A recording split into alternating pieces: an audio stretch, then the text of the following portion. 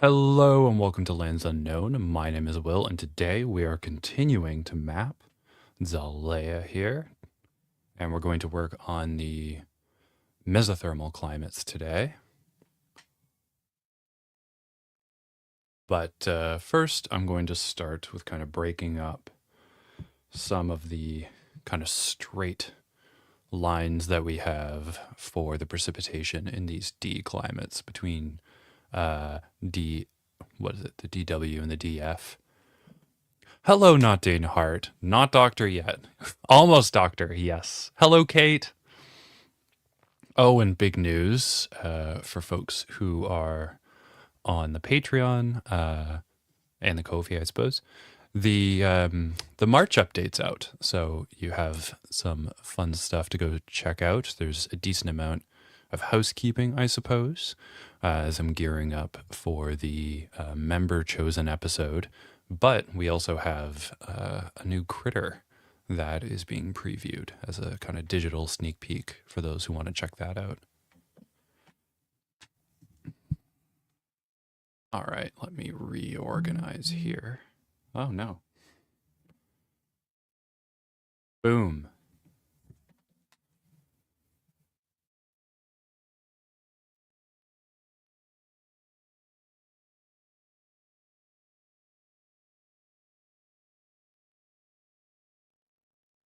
Okay.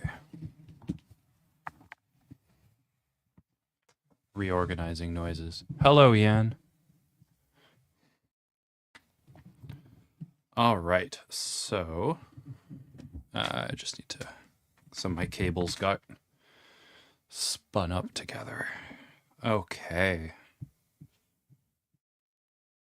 So one thing that we can note is that here we have some pretty, I don't know, these are pretty straight lines. They aren't particularly, I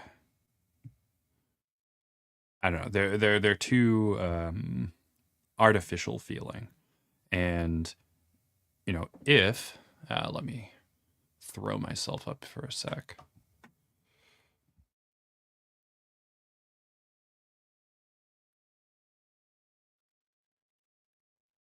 Today's lesson in continentality. Last week's low was -621. The high was 38 out of 100. Yes. Yeah, no, it's been pretty wild in large parts of North America. Out here, it's been mild. Yeah, you did make it to the beginning of this one. It's great to have you back. Yeah, and we've had, yeah, it's been really hot and then really cold out east. Out here, it's just generally been pretty cold, though we're seeing a lot of difference between, yeah, it's really dry at some periods, and then, you know, so we'll have some pretty big swings between like high and low pressure systems. Hello, Rider 2.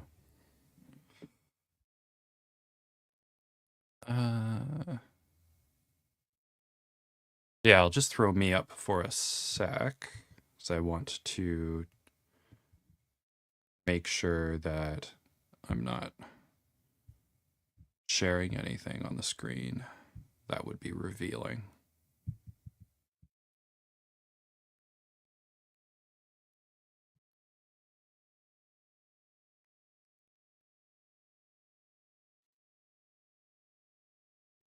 There we go.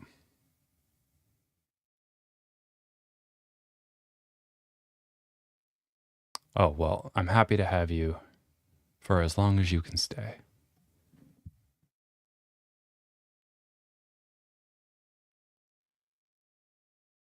But yeah, so something that I'm going to do rather quickly in the beginning, once this loads. Having a bit of trouble there.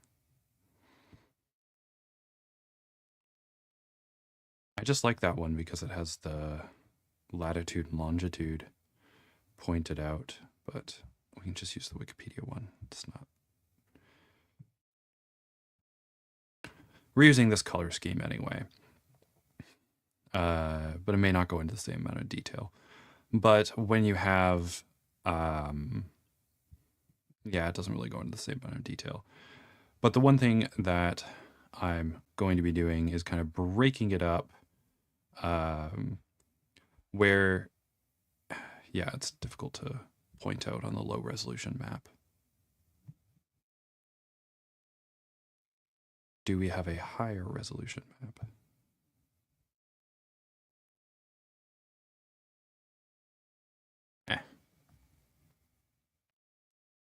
Can't find it. That's okay. Anyway, what we're going to be doing is breaking this up. So, in this case, we can imagine that between, say, this DFC region and this DFB region, some of these DFB regions can be more elevated than others. And what happens when you have that sort of elevation? You can, oh, that was not a very useful eraser. Great. Why is it doing that? I wonder. Ah, it's in DFA. I see. Always check your layers. That's what happens when you don't check your layers. Breaks up your stream of thought. All right, cool. So what we can imagine is that there's going to be places where there are ridges, ranges that are coming north-south that are kind of parallel with this one, but they do not rise to the same elevation. So we can kind of make them in parallel, and that'll help us break up the silhouette, to use some artsy kind of language here.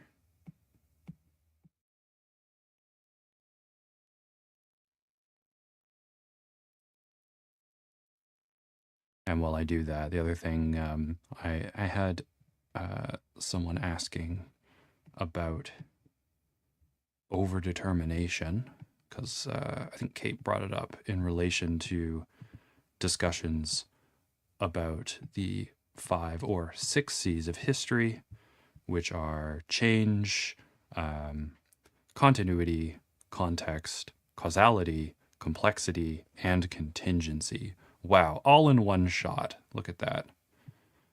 Normally I miss one, but that was pretty good. I find with any set, sometimes you miss one. And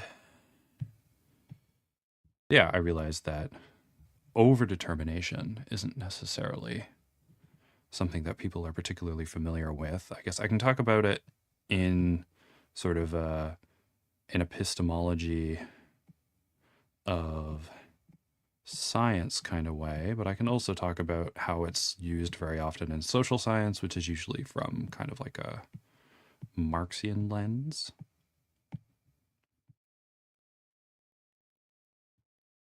Yeah, there we go. That's a bit better. Just kind of continuing in the strain that we had last time of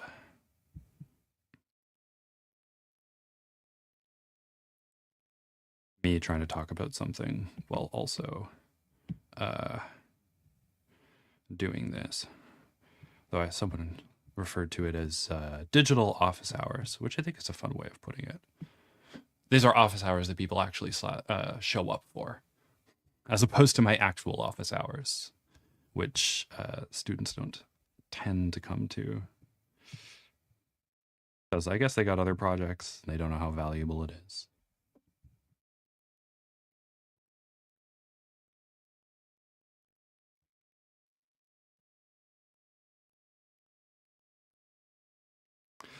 But yeah, overdetermination, underdetermination. So in science, there are relationships between evidence and theories. And when a theory is sufficiently supported by 2 or more pieces of evidence, we tend to call that theory overdetermined. So if we found a fossil, right? So if you found a fossil of a mammal and you want to figure out where it fell within the mammal family,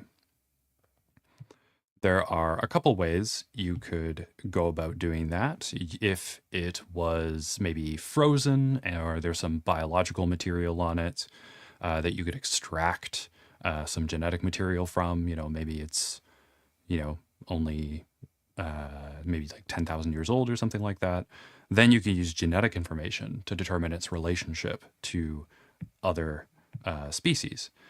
And then you could also look at its teeth. Teeth are something for mammals that if you look at their teeth, it can give you a lot of information and tell you kind of what they are related to. Different kinds of creatures different kinds of creatures have different things that you look for. Did I pick the right one? Yeah, I did.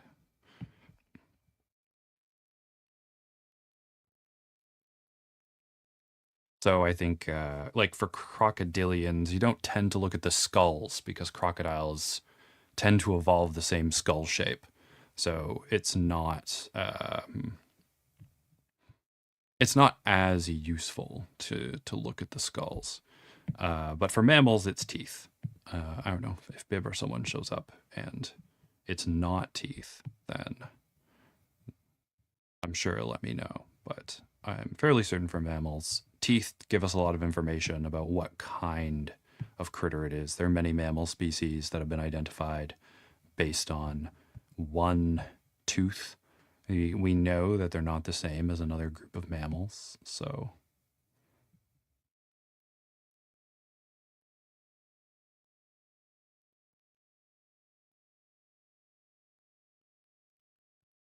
I may join these two together up here.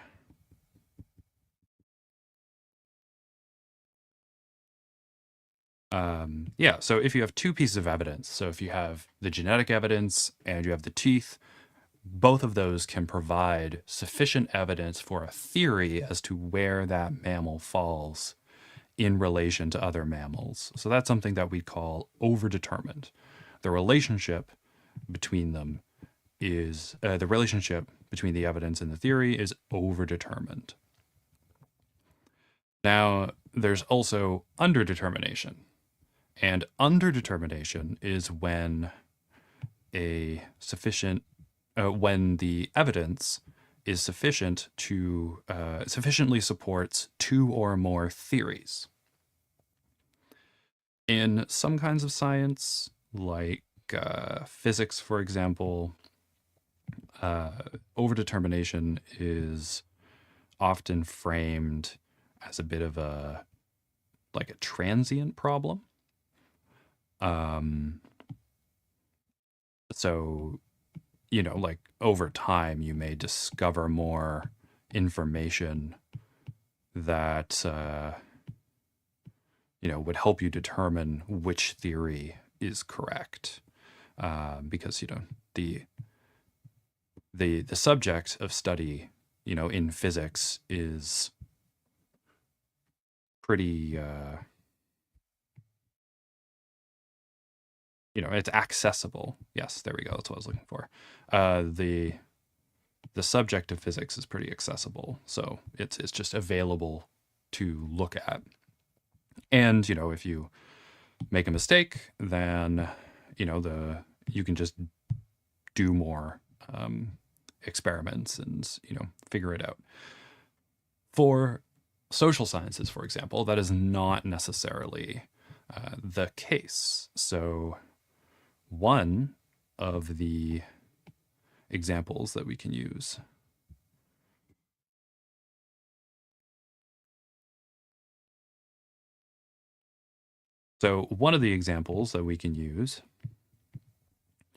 is good. What's a good one? Oh, sure. So in anthropology and geography and other related fields, when we are talking about early humans, we tend to say that humans for, you know, most of our history were egalitarian hunter-gatherers. And why do we say this? Well, we can look at the evidence, but the evidence could sufficiently support ideas that humans were in, say, small groups of, maybe they had some sort of hierarchical or hierarchical formation, but they're in small groups. Maybe those small groups had chiefs, those sorts of things. And, we could say that the evidence in itself, the archaeological finds, may support that. However, the theory that humans were egalitarian hunter-gatherers is not just based on the archaeological evidence. It's also based on comparative studies with current and historical hunter-gatherers. It is also based on a framework of a materialist analysis where we look at the materials that those hunter-gatherers had access to and, what kind of societies and what kind of politic that they were likely to support. So when we're talking about, them be hunter-gatherers being egalitarian, we're determining that, yes, from the archaeological evidence, but we are also determining that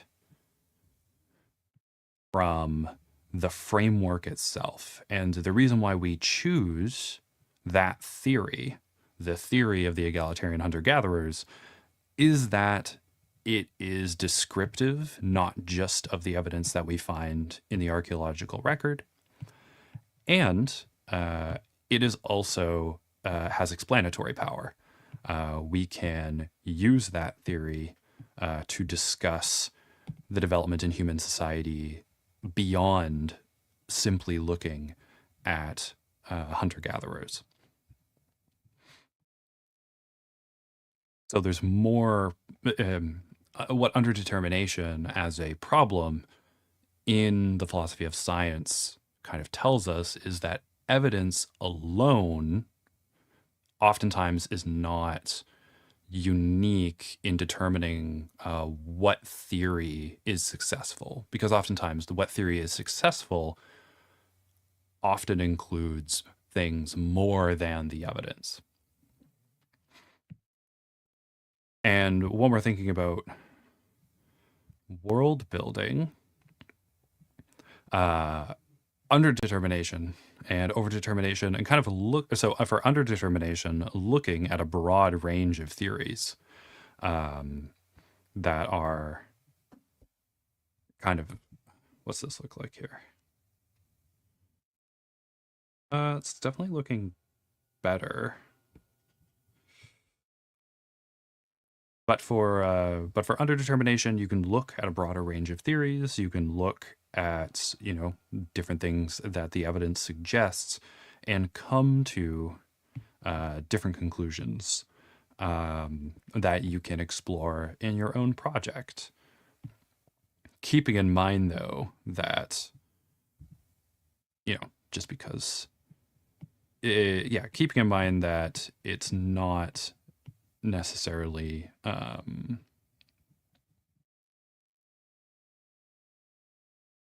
your speculative project is not identical to the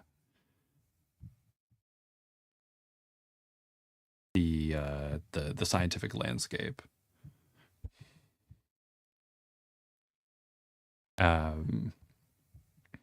But just these kind of abstract notions of just beyond these kinds of abstract notions, notions when we're talking about evidence and theories and argumentation and things like that, because a lot of science is argumentation. It's not, merely having, evidence and the evidence proves the thing. because you are using an evidence to prove theories and you are relying on frameworks. So oftentimes there are arguments about, the frameworks being used, whether or not the evidence supports particular conclusions, your methodologies, whether or not the methodology that you picked is going to support the ideas that you had, for example. It's not as simple as, oh, well, there's a theory. That theory, it's not as simple as finding some evidence and then, therefore your theory is determined, or the outcome is immediately obvious. But for world building, where over and under determination can be useful is probably coming from how it's leveraged in the social science and the humanities. And in that case, it is influenced by Marxian thought, which I guess I'll have to explain a little bit of.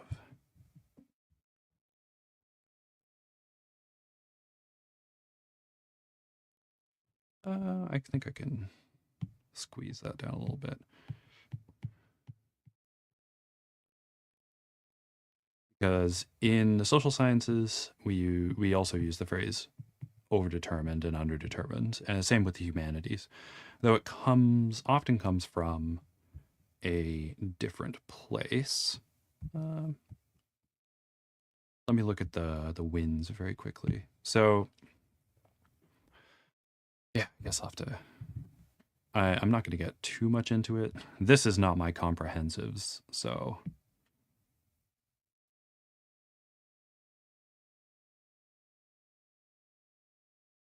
Yeah, that's fine. That's okay. So just some very basic Marxian things. So Marx, when he's talking about society, suggests that, well, not suggests, he argues that there are two components that we need to pay attention to.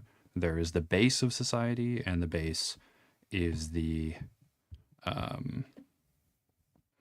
base is the mode of production. So the economic component of society is the base. That's the important part for Marx. And then you have the superstructure in society. The superstructure emerges from the base. And the superstructure for Marx in particular is the legal and political apparatus. There are other parts of the social formation, like, habits and customs and art and things, but those, for Marx in particular, are distinct. After Marx dies, Engels expands the notion of superstructure to include education and art and culture and habits and religion and all these sorts of things. It becomes a much more totalizing project or concept for Engels and Marxists who come later. But for Marx in particular, his argument is that his argument in particular is that the economic mode of production gives rise to the particular political and legal formations in a society. Now, from a geographic and anthropological perspective, this is not the case. I mean, we can look at societies that share very similar or the same economic system, and they develop quite different political and legal relationships.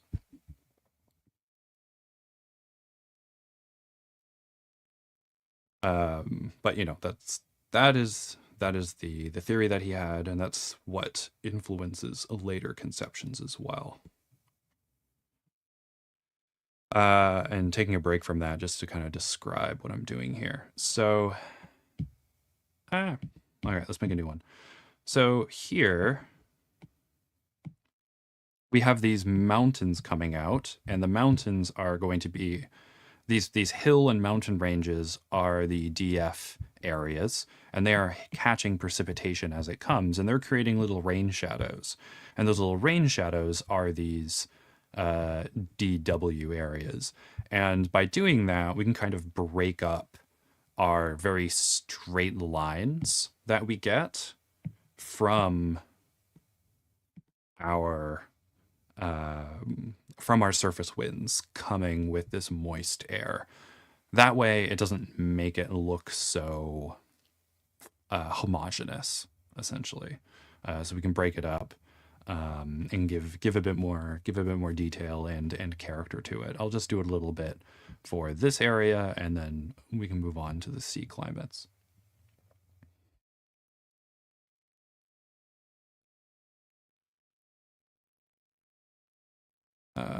Boom, boom, boom. I do want that on. Yeah, so that is very helpful because that can help me. And then where's the wind come from here?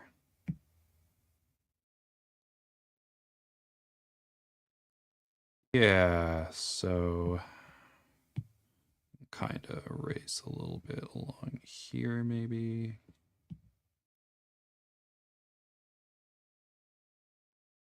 Because if it's impacting here, we can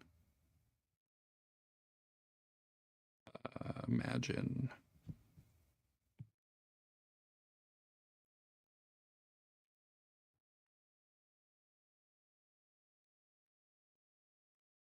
I want one going along here and something in there.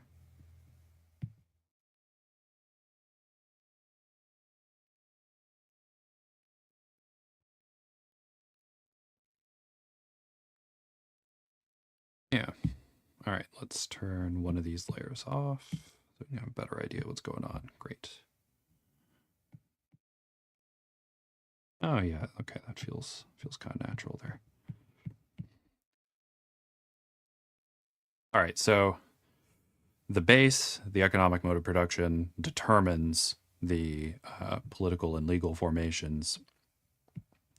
And I guess to explain the rest of this, I'll have to mention what a contradiction is. So a Marxian contradiction is not a formal contradiction.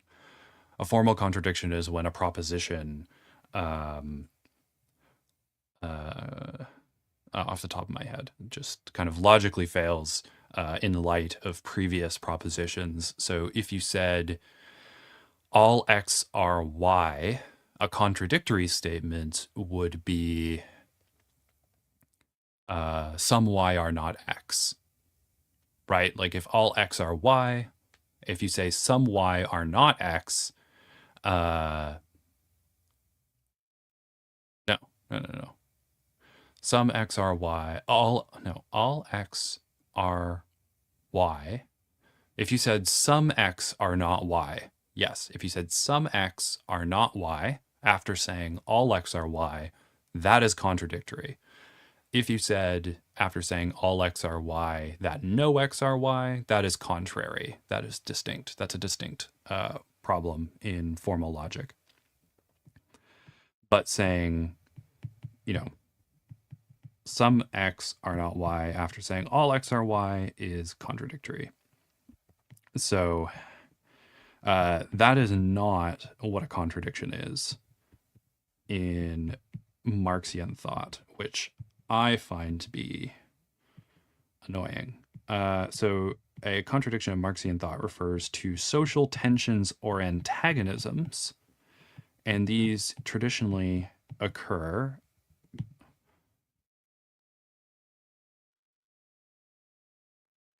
Yes, Kate, thank you. I did correct it. Yeah. Thank you for keeping me honest. Where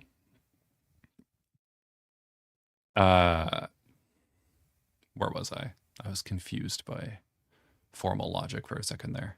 Oh yeah, social antagonisms and tensions. And these social antagonisms and tensions emerge from the mode of production. So we can use capitalism as kind of the baseline for this. where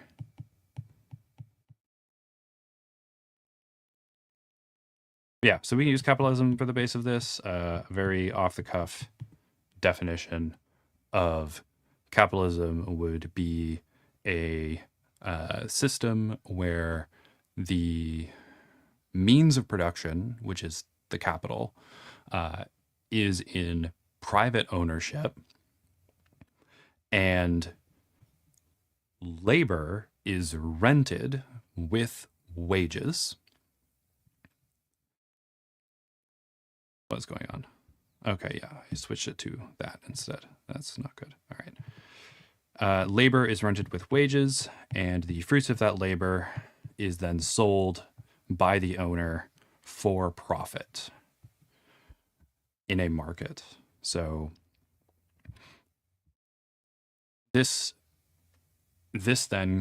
mode of production of capitalism creates tensions in society because you have different groups, classes, with different relations to it. So the workers whose labor is rented.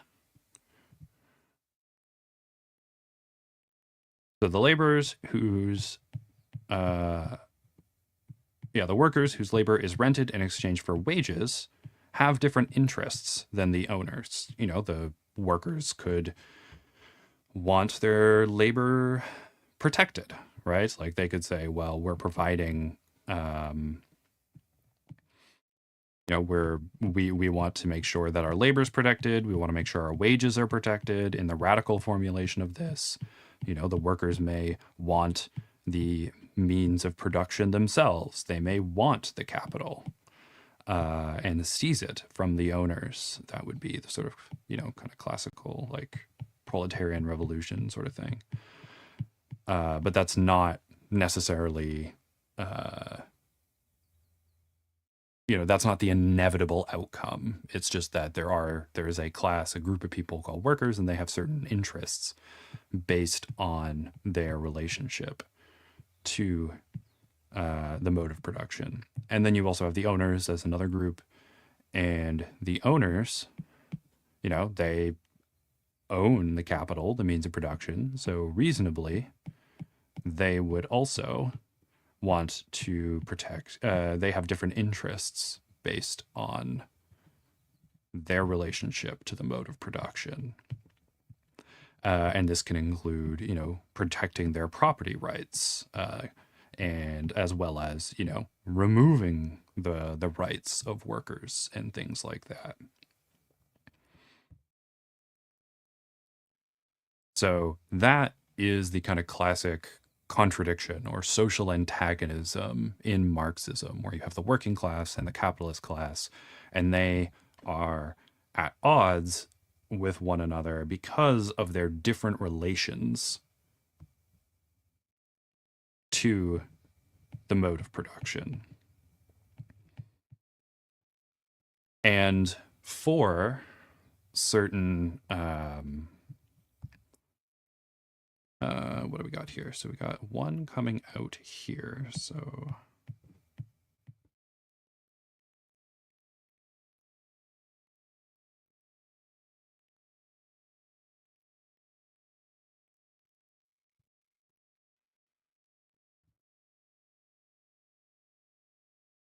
yeah, those tend to be a bit bigger than the other ones, but that's fine. And then I do want one in here, so I will switch to DFA.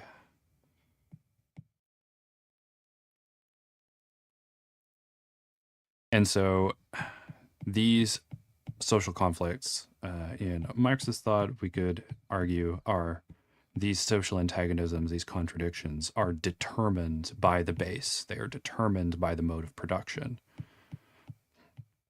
However, the outcome isn't necessarily determined. There are certainly strains of Marxism, especially classical Marxism, but still, Marxist thought today, which have a kind of economic determinism, and that has been critiqued very constructively and is well recognized. Not, really necessary to spend time on that. But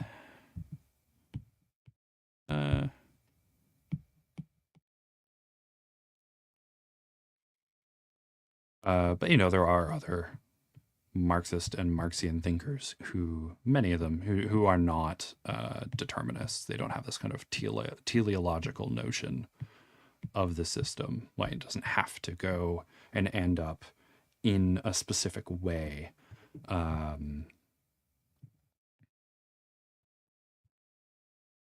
Society doesn't have to develop in a specific way.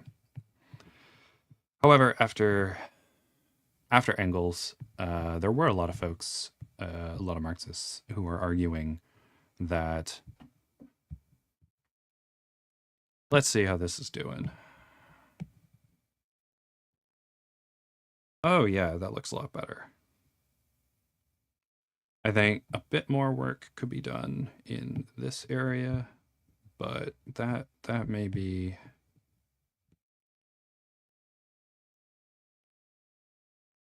good.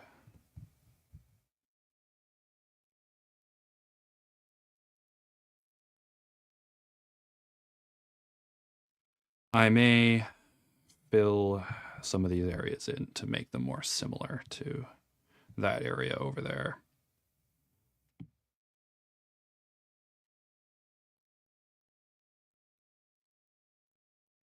All right, let's make it a bit broader, because we do have, yeah, just so that we have some less detailed shapes and we can.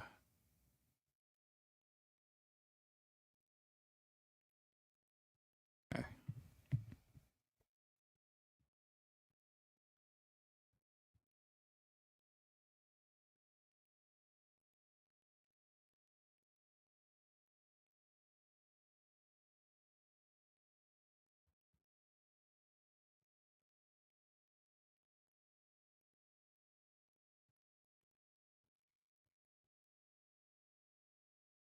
But yeah, as I was saying, so there are some Marxist thinkers who were being very sort of teleological with it, and in response to that, you had others saying, well, maybe we should, maybe we should consider what some other things happening in society are. This is happening particularly after the Russian Revolution. And one of the main thinkers responsible for introducing overdetermination to Marxist thought is Althusser, or Althusser in Commonwealth English, I suppose. I don't know necessarily how Americans say Althusser, but so if they say it any differently. So Althusser looked at the kind of formulation of the base determining the superstructure, which after Engels expanded it to include pretty much everything, like law codes and politics, but also education and the arts. Everything now is being determined by the economic base. That is pretty totalizing, and that creates some theoretical problems if you want to interpret what's going on in the world. So Althusser borrowed the term, or appropriated the term, overdetermination from psychoanalysis, particularly from Freud in psychoanalysis. And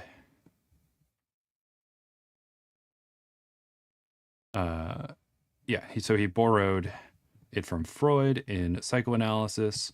And what Althusser said is, well, when we look at society, while the base, the economic base, is still very important for determining what happens in society, other logics and other spheres of society are also important. So he said that while the economics determines it, other things also determine it. And that's where we get the overdetermination. So, he would argue that in the medieval period, the economic system was determinative, but also the religious logic in Christian Europe was also determinative. So he would say that a situation is overdetermined in that way because you had the religious sphere as well as the economic sphere determining things.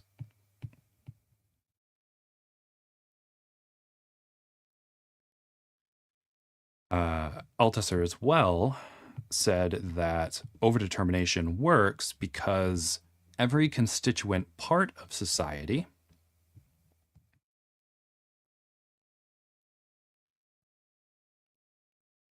is not totally influenced, is not totalized by the different modes or logics of society. So things can be more or less, say, capitalistic. An example of this would be domestic life, right? Like, yes, you know, many of you probably live in a capitalist society, but your domestic life does not operate like a doesn't operate your domestic economic life doesn't operate in a capitalistic way. While yes, occasionally parents may give their children chores to do in exchange for an allowance, it is not the same as, you know, renting child's labor in exchange for, in exchange, renting their labor in exchange for a wage. Though, oftentimes parents may be presented as bosses, and that can have its own negative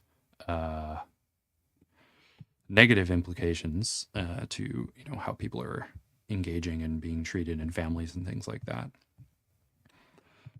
But family life is usually not economically like capitalistic.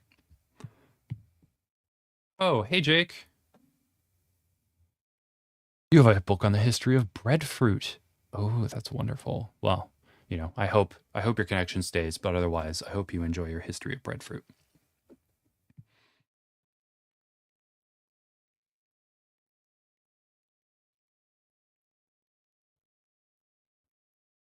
So, from Althusser, he says that things are more or that the dominant social tensions, the contradictions in society, as well as the dominant modes, like capitalism and the prevailing legal order and politics and things like that, are reflected in the constituent components of society in some way. So, things may be reflecting them, things may be embodying them. They may be embodying them in part, they may be embodying them in whole, they may be against them, but they're not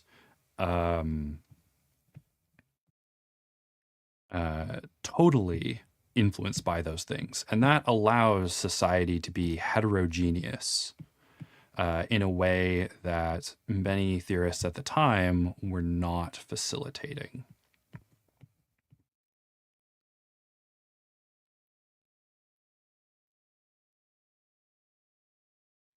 And it also allows for overdetermination to be a thing, because if society is heterogeneous and you have multiple different logics, then multiple logics can contribute to certain outcomes. And that is what was important for Althusser's thought. Though, he is a controversial character, well, and kind of a tragic character in his own right. But we're not going to dwell too much on that. It's not particularly relevant to the conversation about determination. So we can see that overdetermination can occur because in a Marxian thought, because, well, it's not just the economy determining things, it's multiple things that are going to be determining outcomes. And by analogy, there is also underdetermination in the social sciences and history and stuff that has emerged from this line of thinking, where if and this is similar to, you know, the notion of like the theory, right? So in underdetermination, the reason why you pick a theory when there are multiple theories that the evidence supports is not necessarily because of the evidence. If multiple theories are sufficiently supported by the evidence, it is because that those theories are more robust. You know, they describe the world in a better way. They explain other things about the world. They're more readily applicable. They are supported by other theories. So it is not, you know, so it's not arbitrary, but it's just not necessarily solely determined by the evidence. And in the case of underdetermination in kind of the social sciences coming from this kind of Marxian theory, overdetermination is when one logic among many is paramount in determining a situation. So historically, it was by default the economy that was going to be determining a situation. And then with Althusser, he said, well, there could be multiple things, not just the economy, determining a situation. And then with underdetermination, it's, well, the economy's there, but maybe the political system is the most important part of determining the situation. Maybe it's the legal system. You know, maybe it's the culture. Maybe it's something else. It's not, you know, kind of specifically.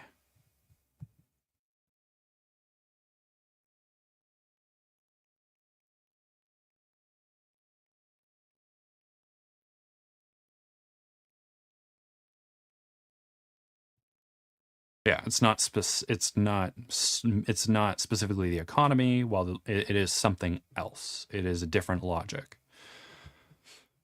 And how these are helpful for world building is when you're world building societies and when you're world building change over time.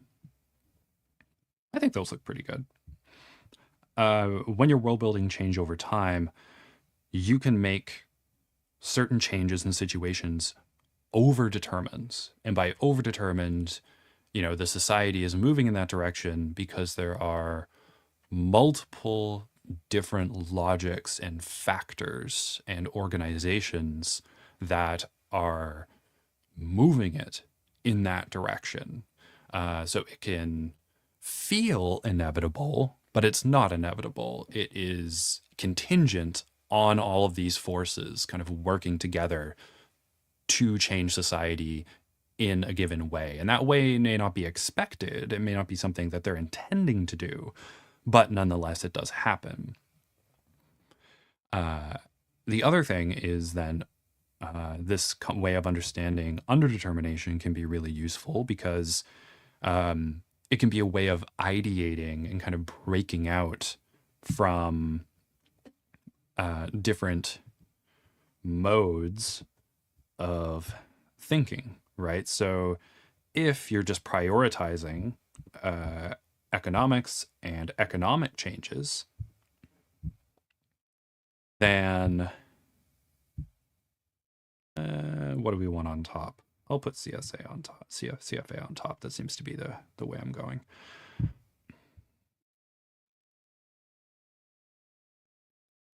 Then you can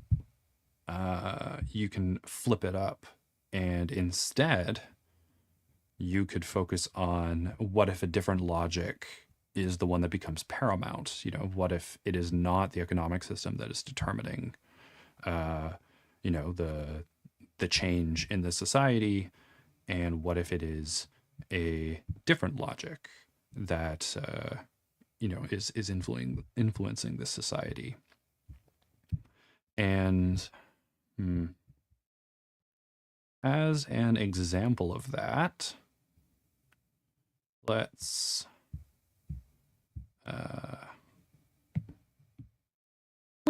all right, so here we go. This is kind of I'll demonstrate this with the political structures and things I'm working on for the World Building Festival. So this is a map. Here is a river. Let's do here. Here's a river. Here's another river.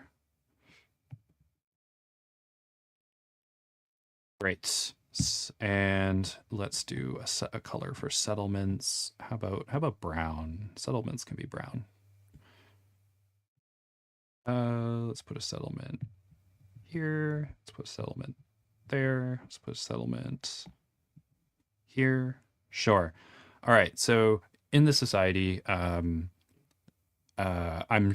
for the World Building Festival, I'm showing how you can you can use the framework from last time, from when I was talking about polities with Bibloridian, to build different kinds of societies and how you can show that they're different from one another. And in doing that, I'm going to have a horizontally egalitarian horticultural and hunter society.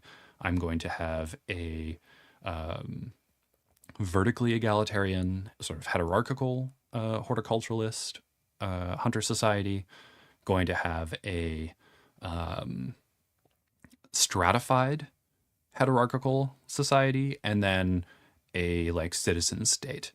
And to explain this, so each of these settlements over here have their own. Each of these settlements is broken up into neighborhoods or clusters, and in each neighborhood or cluster is a subtribe. So there's a subtribe over here, or a subclan. Sorry, let's use subclan. So there's a subclan, and every clan is composed of 3 or more subclans. So say if there's the red clan, and they've got one subclan over here, one subclan over here, and they've got another subclan over here. And then we can also have, I don't know, the green subclan, and they can have one here, and they can have one over here. And then say there's also the blue subclan, and they got a guy there. They have there's the blue clan, and they have a subclan there. And they have a subclan over here. Yeah. So, we have all of these different clan groups that are living in proximity to one another. And so in the settlements, they have a political system where members of each of the subclans in the settlement contribute to an assembly. So you have an assembly in the settlement. And then the clans, during the winter, this is a wet summer, dry winter climate, the clans have a specific territory or rangeland that they spend their winters on. So you have these two polity systems. You have settlements on the one hand, and the settlements are where they spend most of the year, about 7 or 8 months of the year. Meanwhile, their clan land, their range land, is where they spend. Um, have a great day, writer two. The range land, the clan land, is where they spend the other, 4 or 5 months of the year. We also have another logic, which is their moiety system. So everybody in their society belongs to one of two moieties. And this is kind of like they are either going to be part of the left moiety or the right moiety. And each of these moieties has 2 sections. So you can be in section 1 for the left or the right, or you can be in section 2.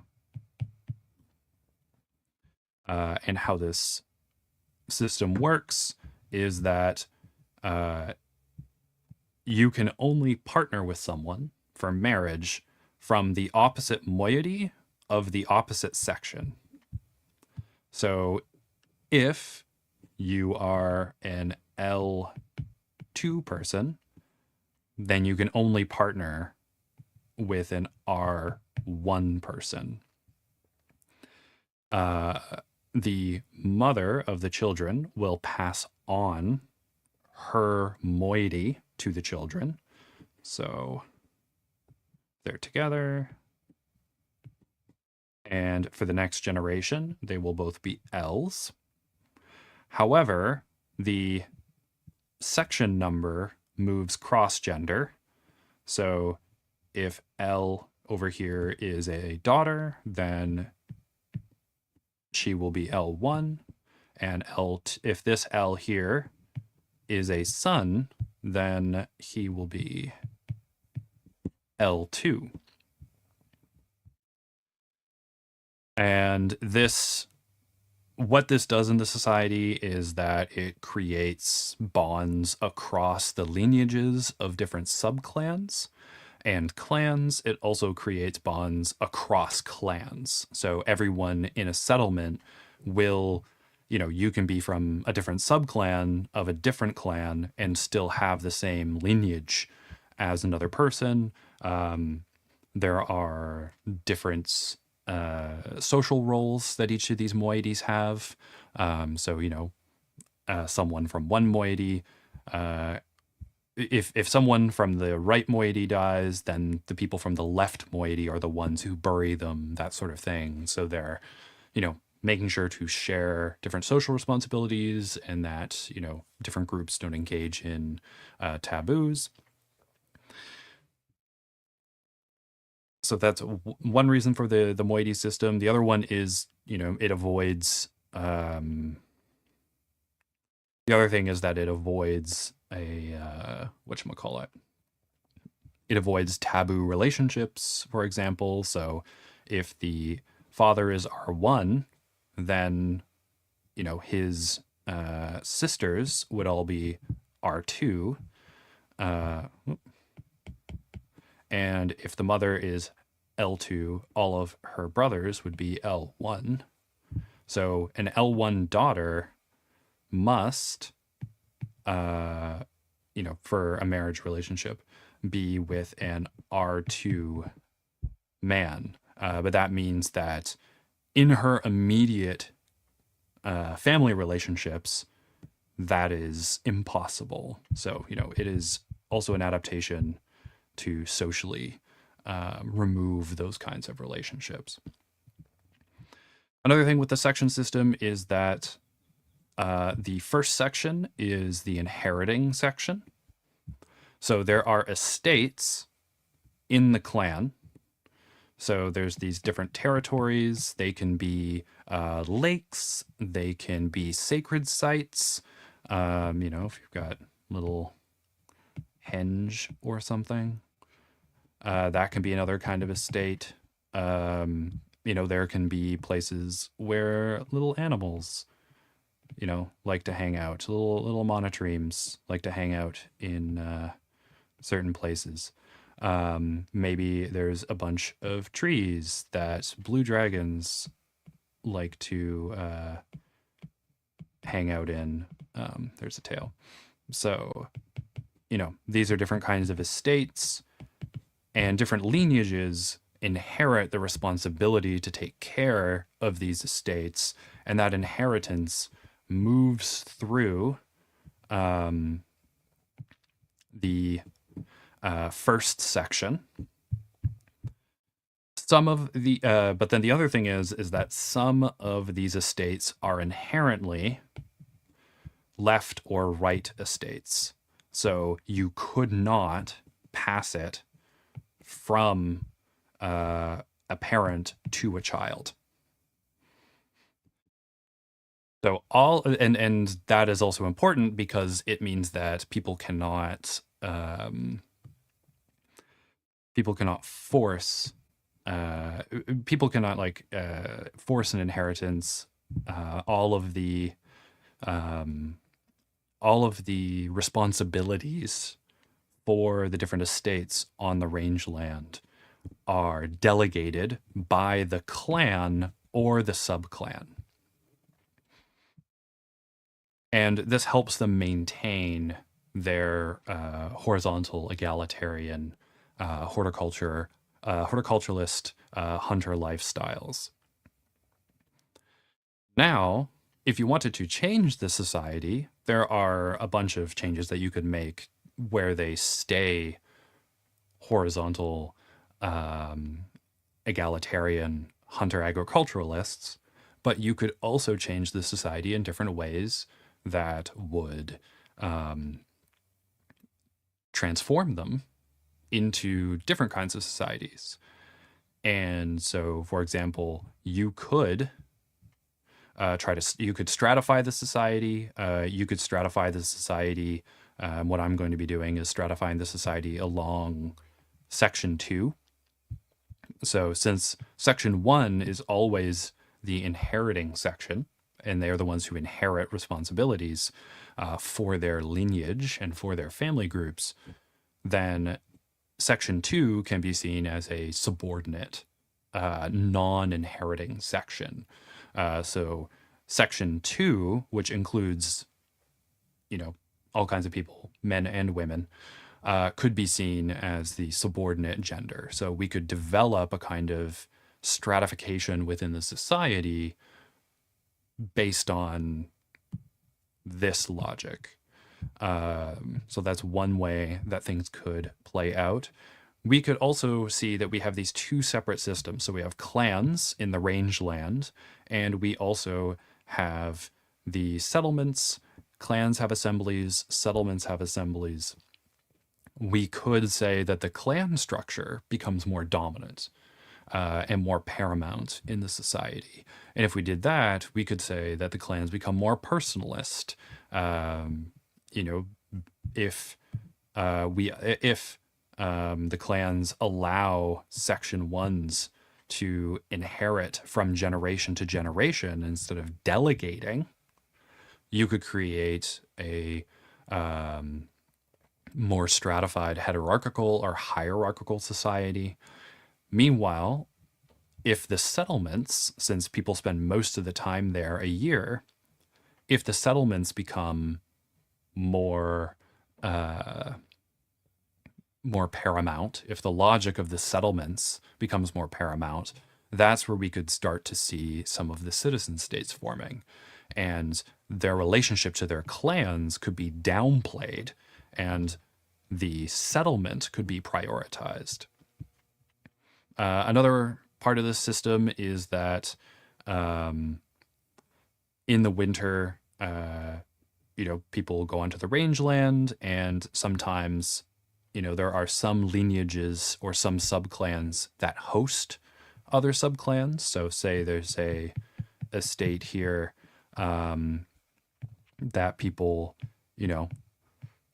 camp in for a period of time.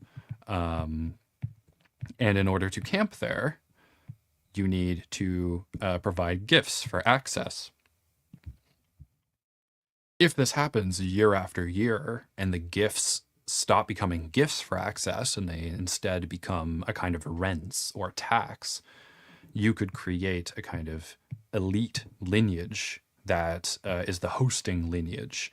And that elite hosting lineage could become the one that becomes politically dominant. So in that case, you could change the horizontal egalitarianism to a vertical egalitarianism.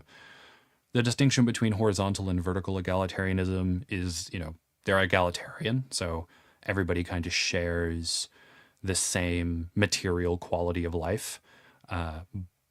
But there are certain lineages that politically represent the people. Often these societies still involve consensus.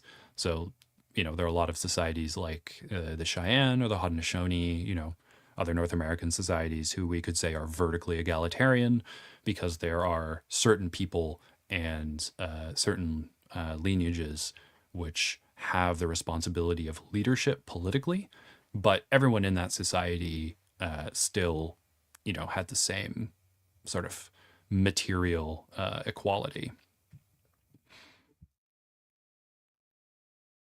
As opposed to a horizontal egalitarian society where everyone is involved in the political process, making important decisions. But with, as I described, so with the underdetermination, you have the same situation. You have the same situation. You have one situation, and that situation could go in different directions based on which logics become paramount. And what I plan on doing is, there will be a bunch of societies that come from this situation that are living in proximity in different environments, based on perhaps some environmental things that they have to deal with, but largely, based on contingent things that people decided to do. Boop. All right, now we're going to talk about sea climates.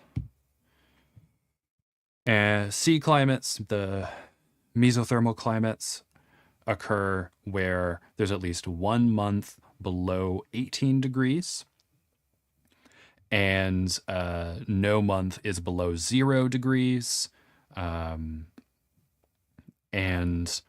at least 1 month is above 10 degrees. Because if you have all months above 18 is an A climate. If you have all months below 10, it's an E climate. If you have 1 month below 0, it's a D climate. In our case, some cases is -3. And for that, we are going to have to look at both January and July for a change instead of just focusing on one.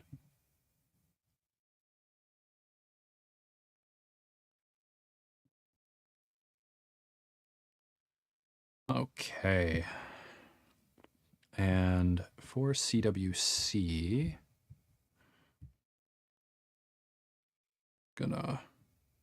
where's my climate here? Yeah, there we go.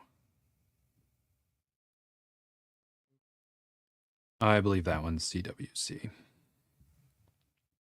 And how I had it here, I did change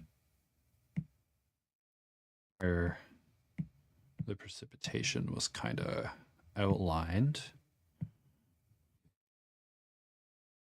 Yeah.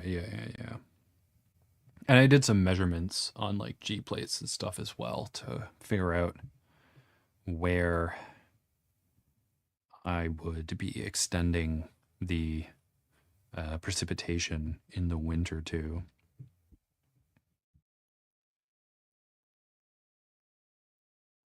All right, so we've got CWC, and I'm going to be filling it in within this bound, but I also need to figure out where the 18-degree line is, and for that, we're going to go to July.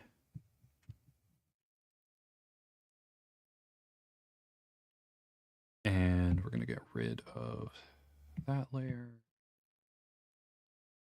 Have CWC at the bottom. So I'll do it for all C's, will be CWC as the base.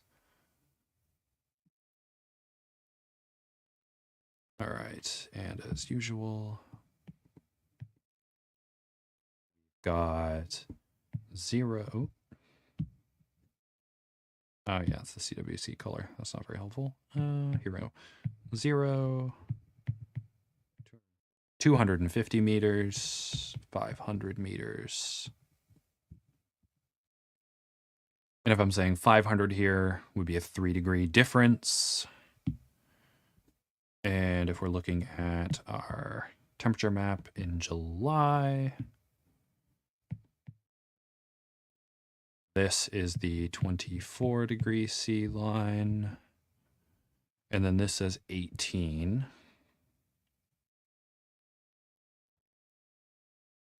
Yeah, so and let's just look at,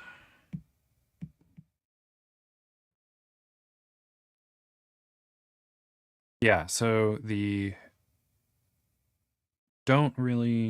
so I'm just primarily concerned with the 22 line at sea level will be for determining where the CA climates are.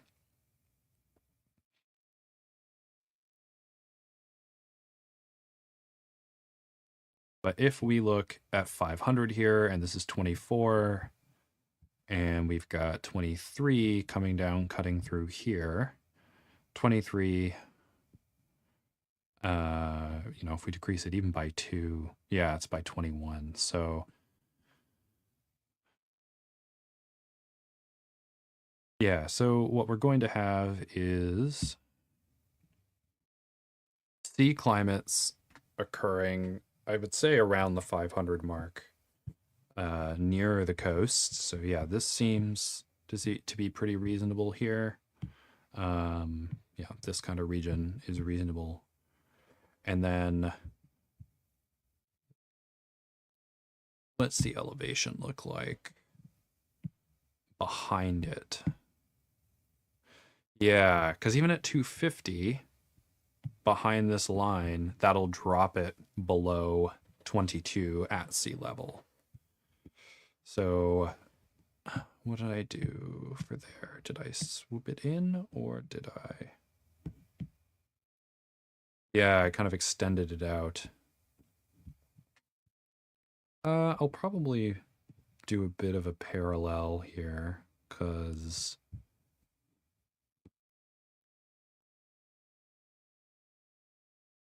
right. So maybe I'll start by doing the CB line and working on that.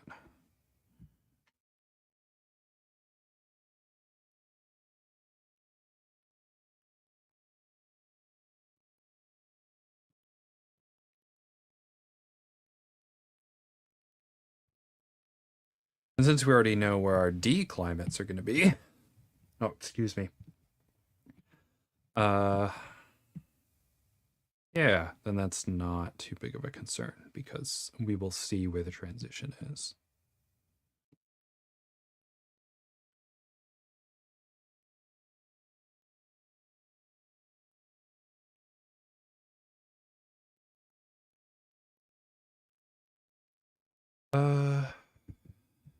Yeah, so I would kind of sketch it into here. I think that's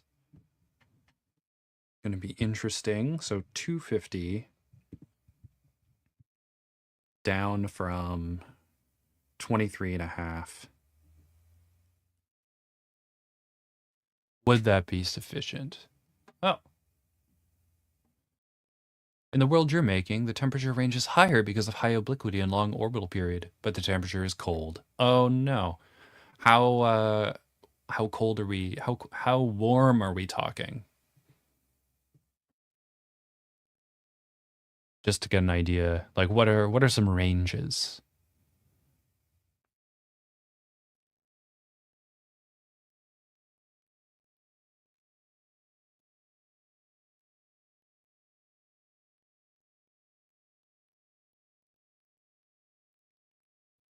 All right. Yeah, I'm not going to extend it fully to the edge here. I'll probably approach.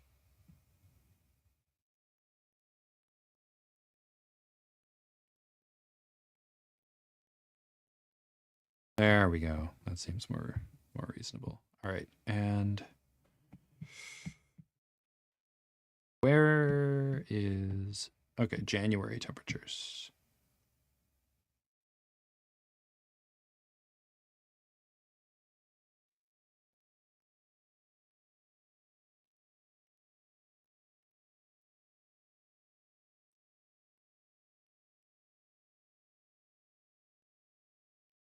Uh-huh. So yeah, I do need it to go below 18 as well. So not just concerned because in the climate here, yeah, because it turns to be because in the winter it is still over 18 degrees.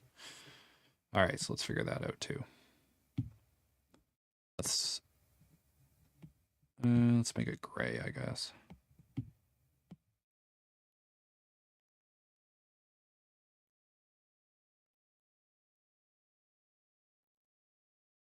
Oh, 11 degrees is an average. That's not that bad. Oh, okay, yeah. 27.3 degrees is a little intense. And the orbit is 539 days. Oh, okay. Yeah. Well, I don't think that's not necessarily too bad. I mean, it is cooler than the pre-industrial average. Um, but, it's also warmer than it's been on Earth. And I think with your axial tilt being that high, uh, and with the days being twice as long, well, with the year not almost twice as long, but at least uh, an additional three quarters as long. Um, you could build up a decent amount of heat in the summer that could carry into the autumn to some degree, depend in whatever hemisphere you have. I would also consider which hemisphere is at the perihelion and the apohelion, because um, if one hemisphere has more land, and that is the one that is closest to the sun, the star during the summer, then it can become quite hot as well. Things to consider. All right, so here I've got, again, so we've got 24 along the coast again.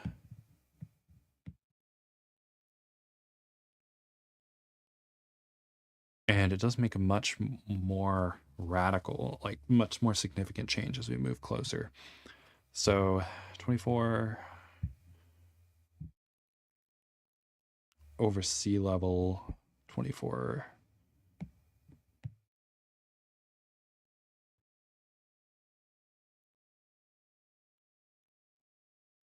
Yeah, it seems to be the case. Um, no, it doesn't.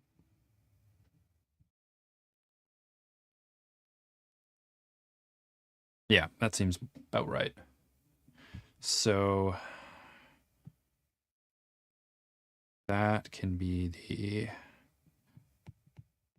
18-degree sea surface level. And so 24.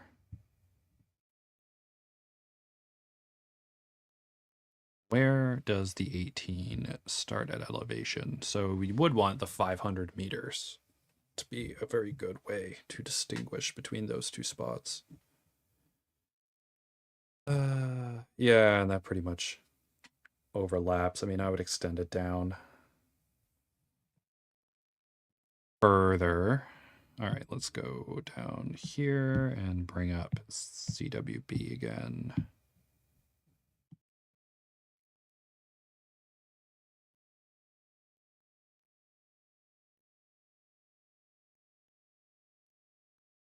All right, so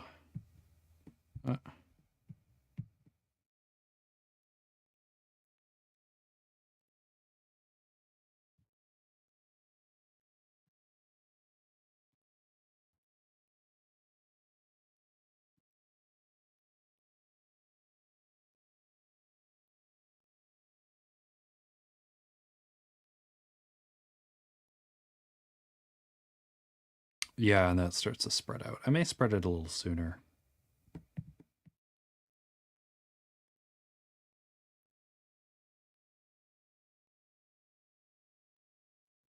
Okay. But in these low-lying regions, they would still be A to a higher degree. And I do want to double check my currents and stuff as well, because I could push the A climates around here to some degree. Or maybe not. Maybe I'll keep them up here, but then have A climates in that thing. I think we talked about that last time.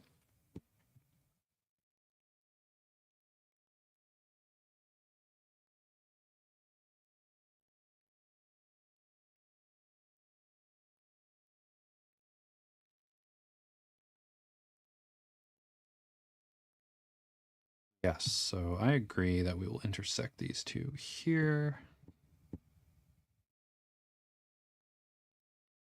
Then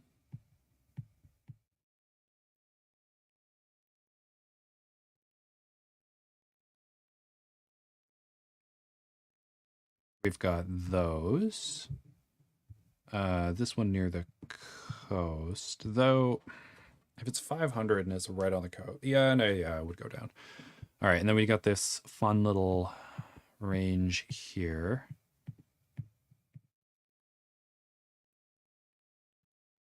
That is going to be a C.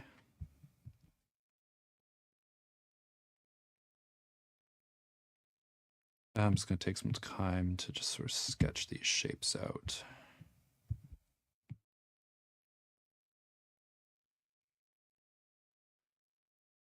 And then from 24, I mean, we can go in. And then I think I would do something like that.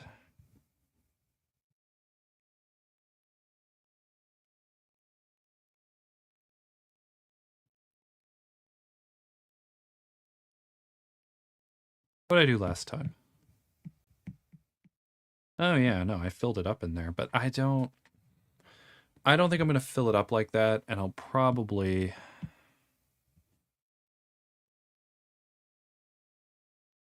decrease it because 500 would be 21. I mean, reasonably we would extend it. And then, you know, we have this back arc here. So yeah, we're going to be decreasing the amount of A to a degree. Unless it gets warmer in here. But then it would also have to be warm in the winter. So let me just go back to the winter. Because the summer it can get very hot. I mean, that's no problem. Yeah, no, I mean, it can still be 20 or 21 or whatever, but...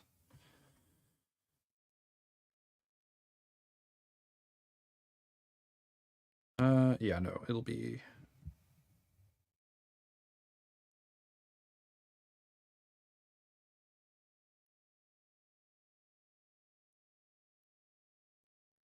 Okay, so let's...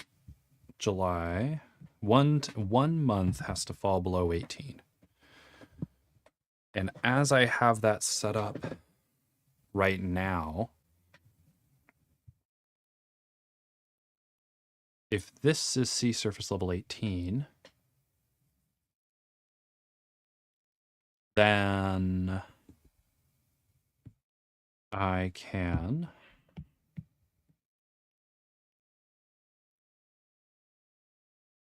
And this is 250. I would extend it out. Yeah, yeah, the 18 is going to be constrained. Yeah, I think that's fair. May have been overzealous with the A climate.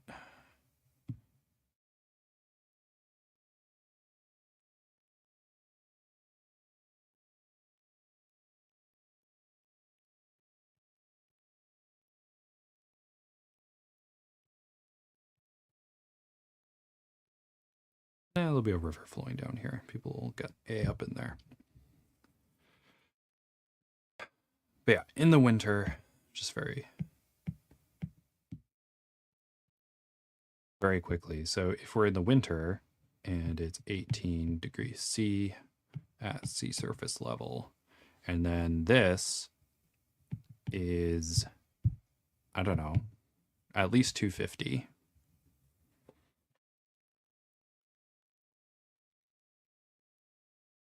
Yeah, no, that's not what I'm trying to show. I mean, if it's, so 24,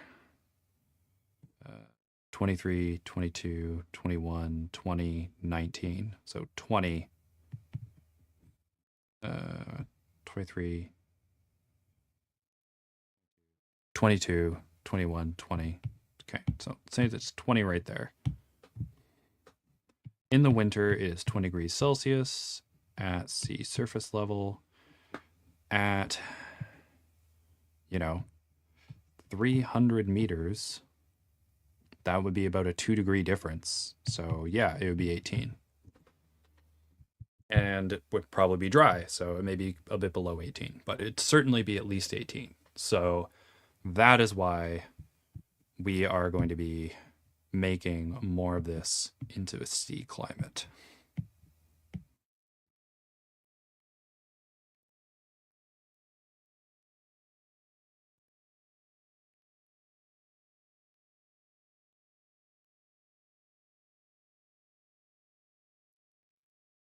Just because I'll just say it's a little further north. I just like the shape more.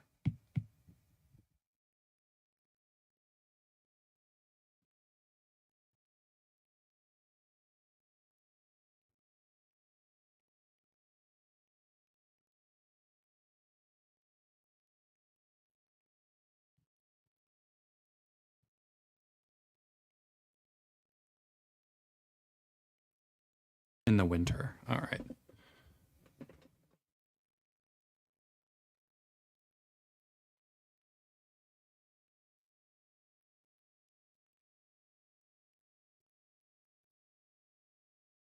I mean, I'm putting CFB down here, but probably be CFA in a bunch of these spots.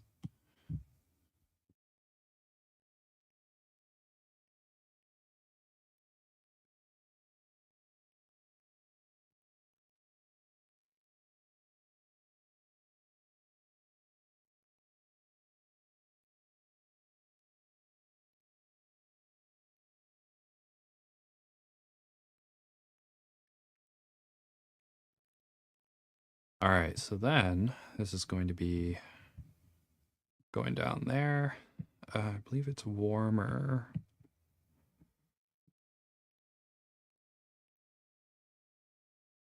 Not significantly.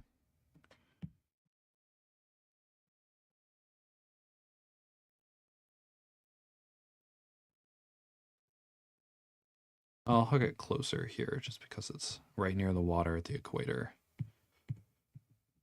And just kind of curve it in.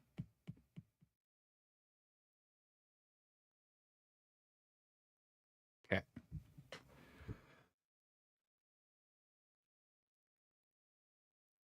These should be the same color. Am I using the CFB color?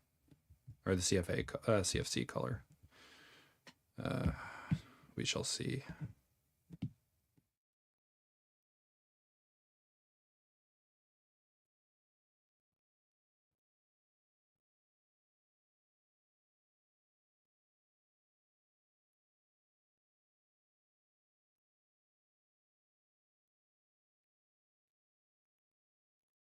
Because that is CFC. Was I using that color? Yeah, I'm using that color. That would be CFB? No, CWB. What am I doing?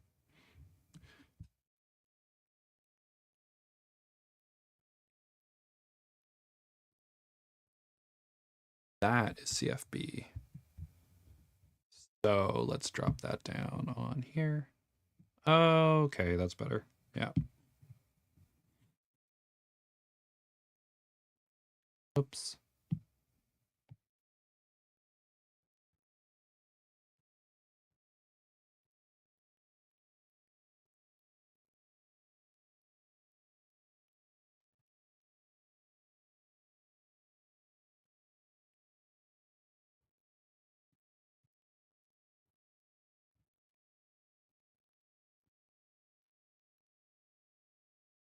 All right, so now, because this is under that, right? Yes.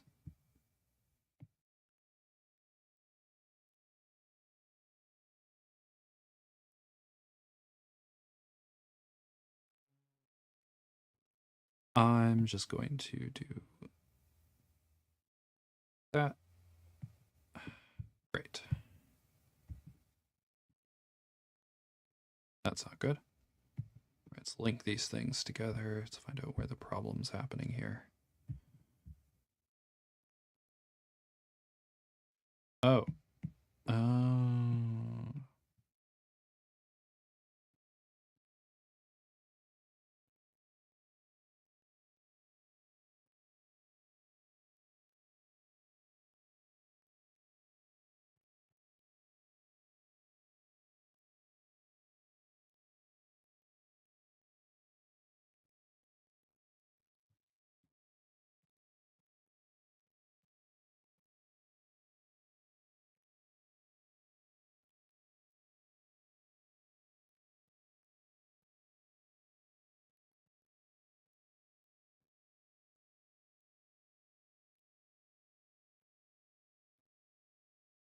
Okay. Okay.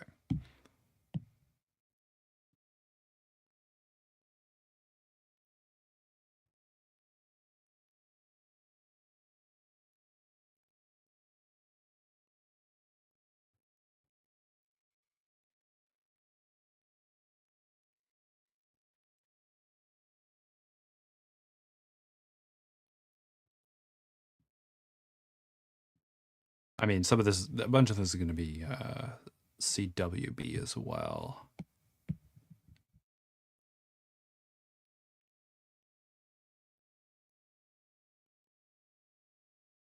And CFA is going on top of it, correct? Yes, it is. I mean, I might as well just drop the CFC on top of it too. It's fine.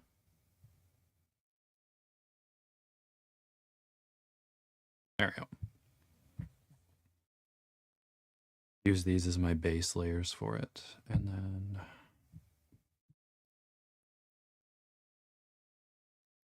there we go. Great. All right, so from here,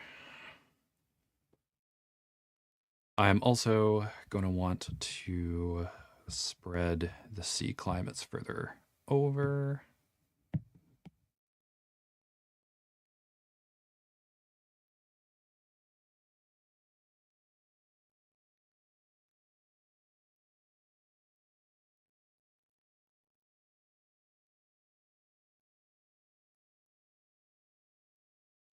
Because I am going to be putting CFA climates in the same bucket.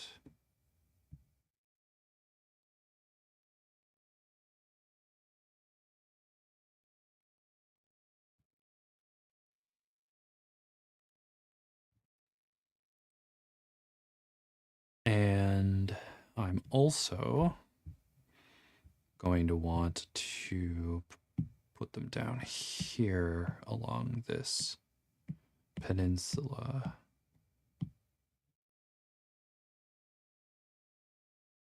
And again,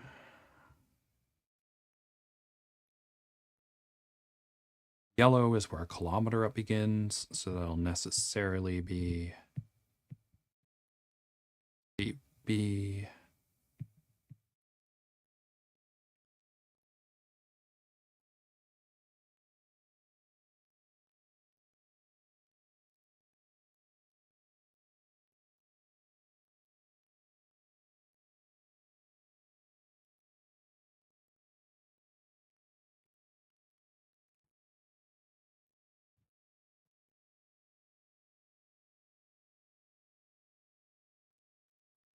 Yeah, so then that'll be a lot more A. You know what? Let's just...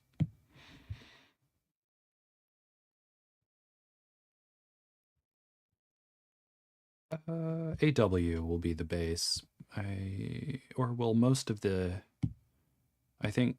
yeah, I'll make AW the base.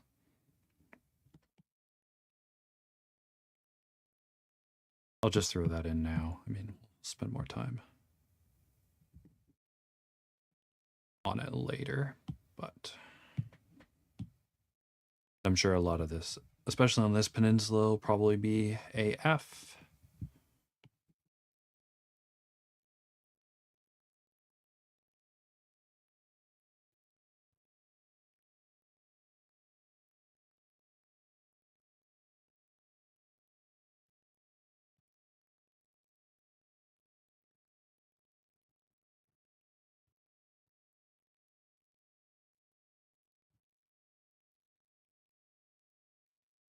All right, now we want to go to the base here, and we are going to automatic select.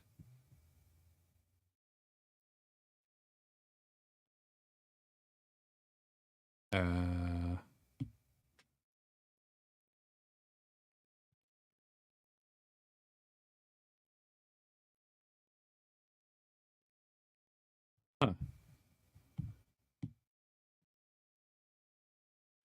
Oh, okay.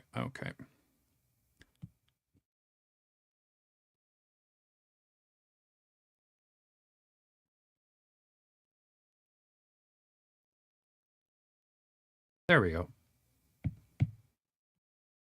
The threshold set too high.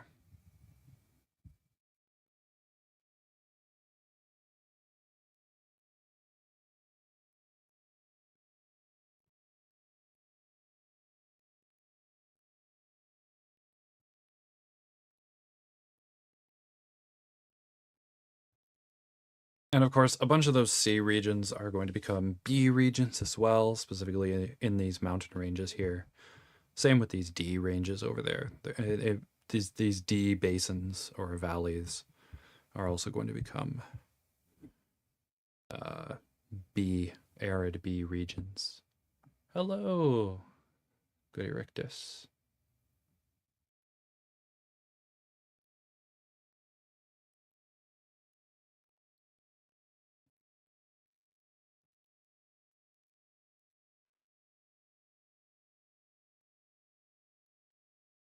All right, so now I want to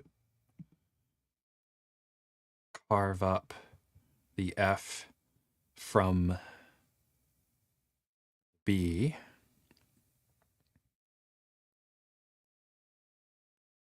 And I'll get rid of that. I want CWB to be selected, and I want to find my CWB color here.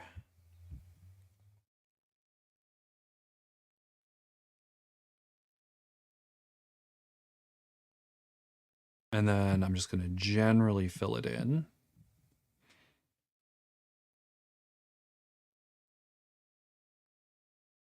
And then we're going to come in and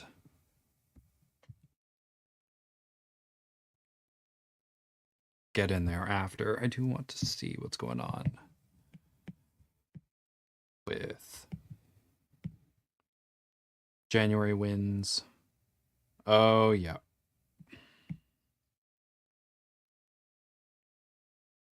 And we could say, because that's that way, before turning in, I mean, we're probably going to have more down here. And then if it comes on that way, yeah, we're going to have...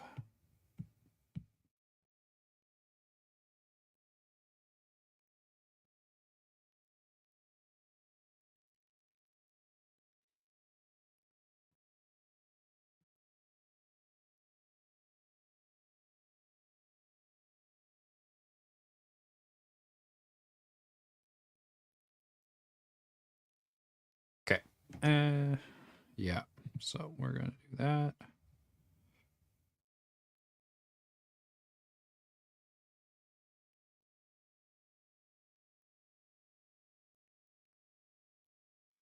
And this is because like the winds coming down here, I'm going to extend it out a bit, but they are dry, right? They're coming off of this side. They're going to be warm. They're going to be dry.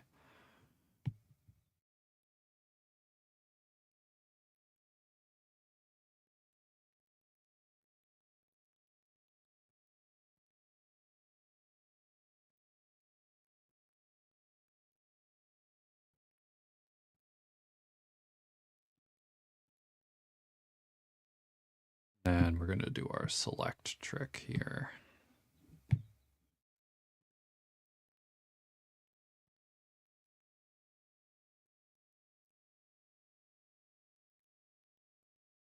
And we're just going to get rid of everything that's outside of the C selection.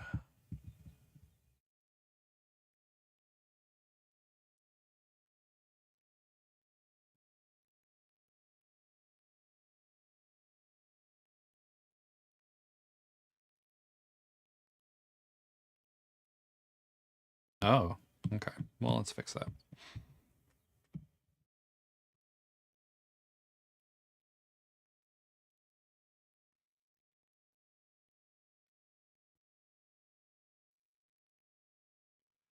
And of course, the AW and CW and CF or whatever don't align perfectly because we use different measures to determine something that's AW as opposed to AF or, you know, probably have to go in and change Rukia a bit afterwards as well to account for some of that stuff. Okay.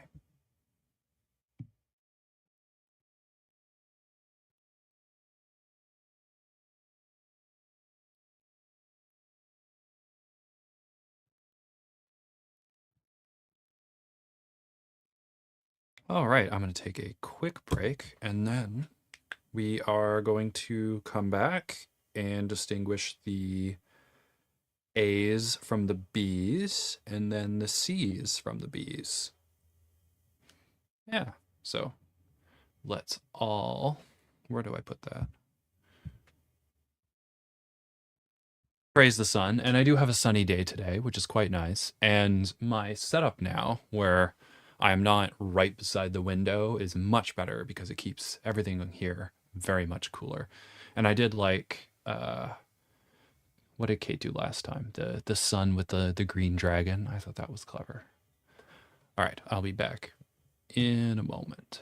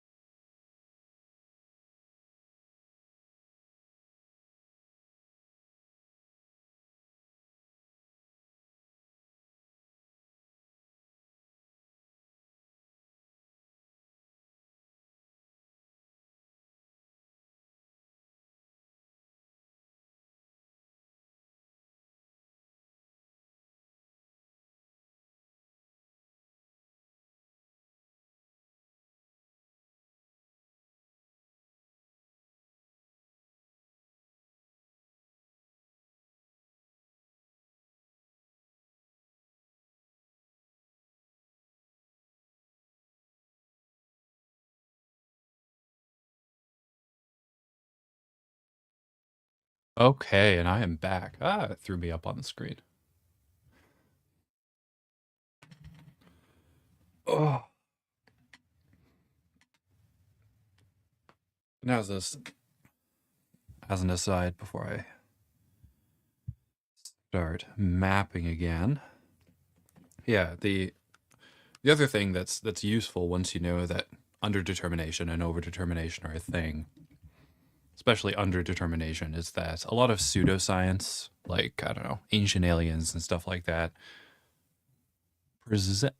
misrepresent um, scientific theories and misrepresent the evidence to make things seem underdetermined. So they'll say, you know, scientists think this is how the pyramids were built, but the evidence, could go other ways. And what they're doing is they are presenting the theories as less robust than they are. They're also, not presenting evidence because we have a decent amount of evidence that shows how, like, the pyramids were built and stuff like that. So they're trying to make the theories seem equivalent in order to make their kind of pseudoscientific ideas seem more plausible. Um, where, that's really not the case. Yeah, dragons. Sun dragon. Woo. All right. All right, let's do this CA division and CA division first.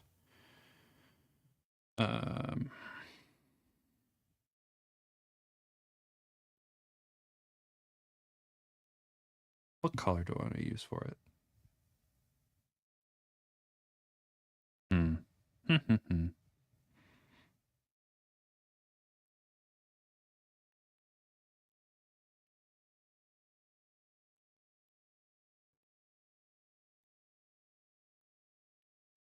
Yeah, it seems to be the one that I'm using in the other two spots. So,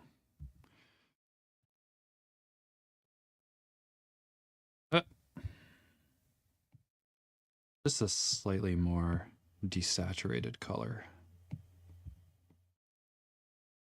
which is fine. Looks nice. All right, so for CFA, can I just pull a color from a different?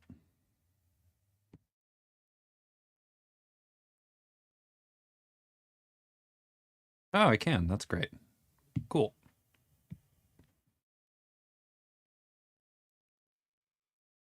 The distinction between the B's and the A's, of course, is that 1 month's above 22.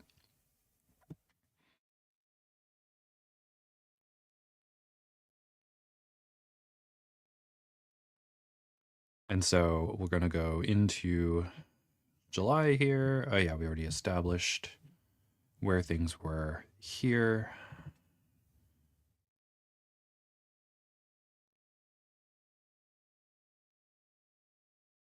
I believe that was for January, right?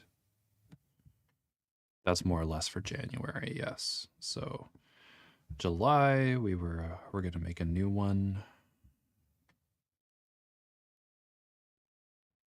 So remembering that this is 24 degrees C, and that this distinction over here would be an 18 degrees C, but that is not sea level. That's just by the elevation change. I think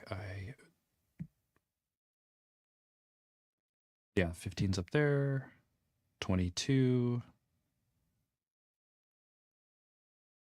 18 at sea surface levels all the way up there. So it will be a change in elevation that's happening at some point between the two. But near 24, we're going to have to see, I don't know, 300, 400 in order for the change to happen. So you would have to, it'd have to be at least in here to, well, it's close. Halfway between these 2 points be this there. I mean, we can look at our pre-existing ones here to kind of determine it. So at the very least, if we're doing CFA, they're going to be coming off here, and they coming off there as well. Going to have it here. Yeah, may want some CB, CW in there too. And we're going to have some coming off here and in here. Let's look at, yeah,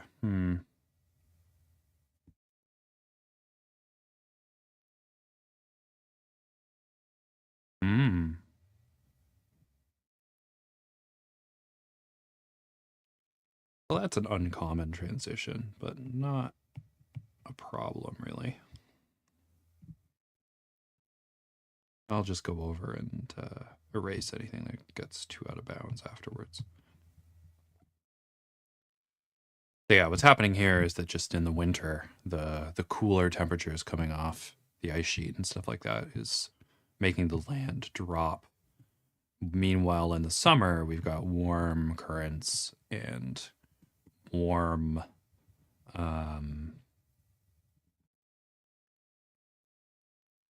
we got warm currents. You know, we've also got the higher temperatures just because of the insolation of the sun. So we've got the C, that CA is actually going pretty far up there, which is nice. That's nice.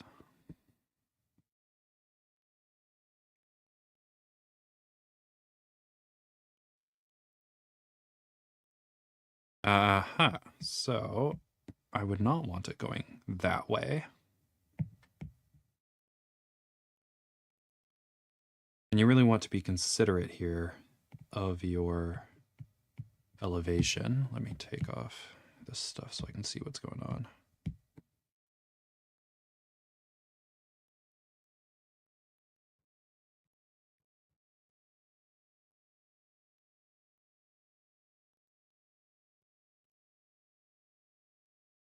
All right, so that's going to come out there. We're also going to do a similar thing going up here and into there.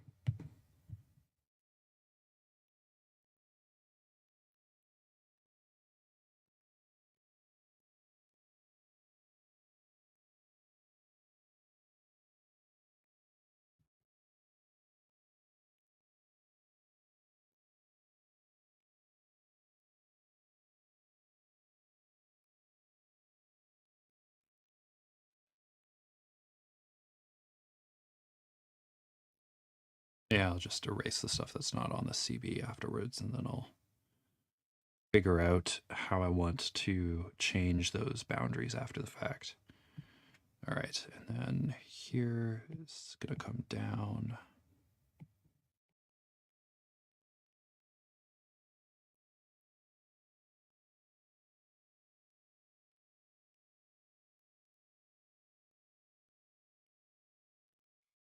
Yeah, it's going to be much steeper on this side.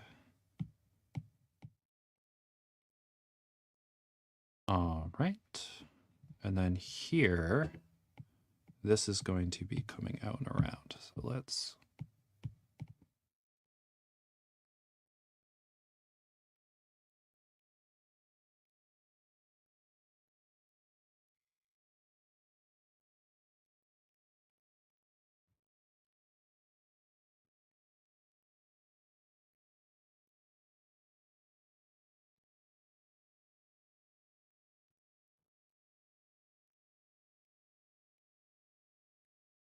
And I'm probably going to fill in this stuff after the fact. So just gonna bit just so that it closes off, kind of. No, it didn't close.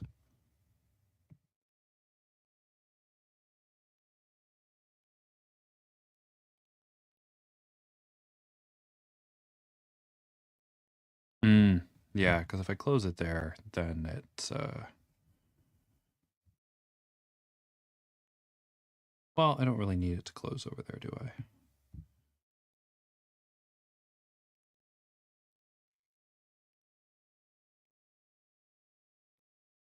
That should be sufficient.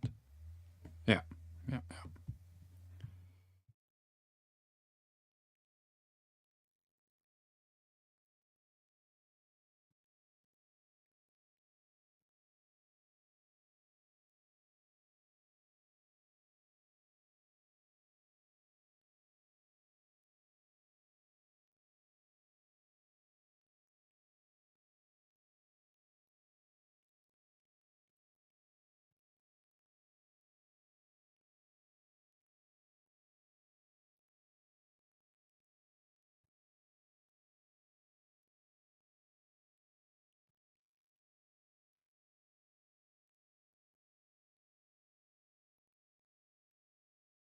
All right. So if we draw back and turn off our elevation layer.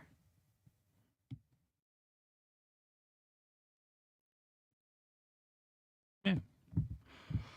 More or less for the CFA here, I think this needs to be changed a little.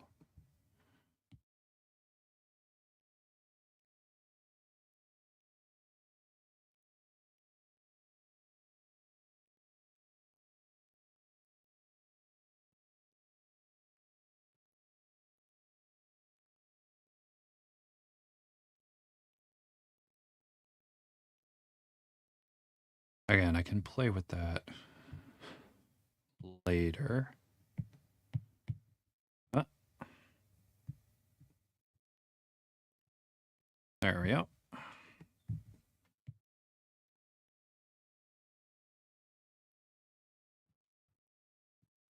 How does that compare to last time?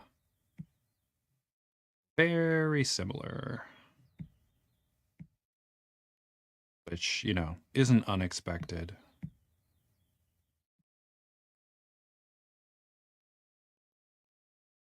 And yeah, that's a pretty clean break, so I may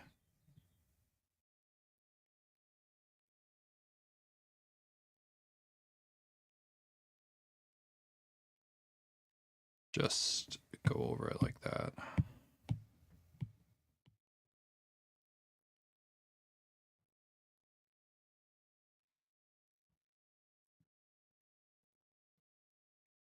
However, yeah, the CF was more expansive. So that is a main difference between these two. And the B climates are a bit more expansive as opposed to the A climates, which makes sense.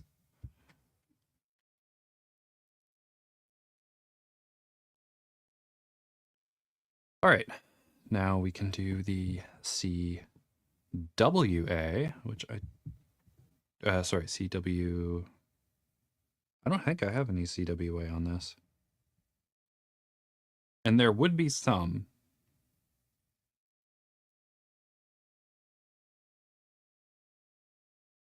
All right, well, I'll just have to go get it then.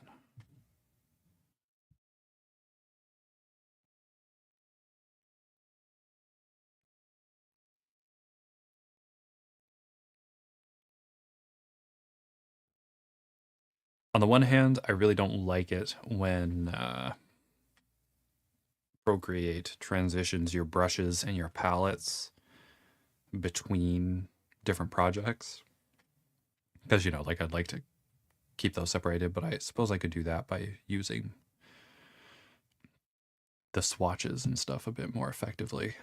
But on the other hand, it's very useful when I'm doing stuff like this. Right, let's go back to elevation.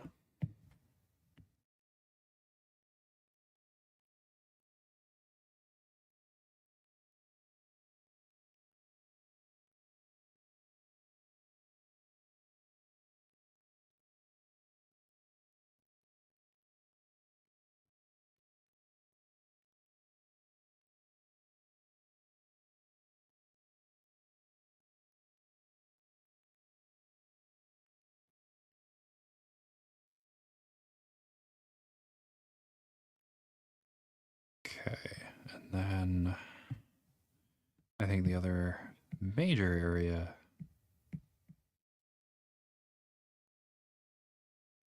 in here, and let's bring up, that was the summer one. Yes, yes. 22 degrees.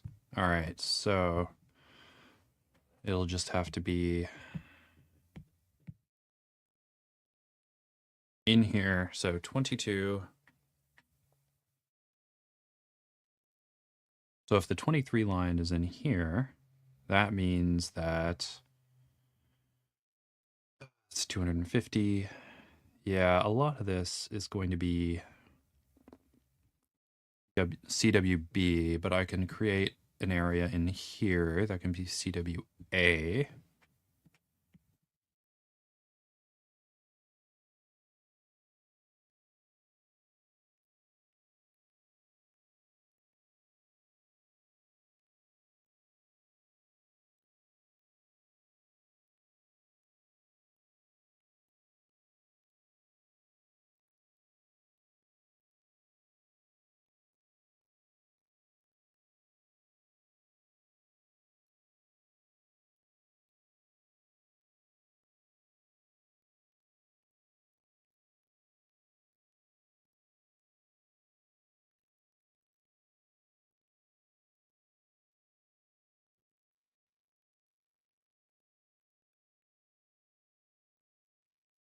Because it's 0 to 250.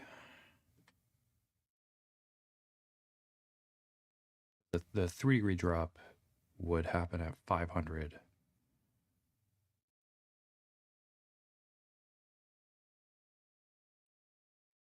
Let me see real quick.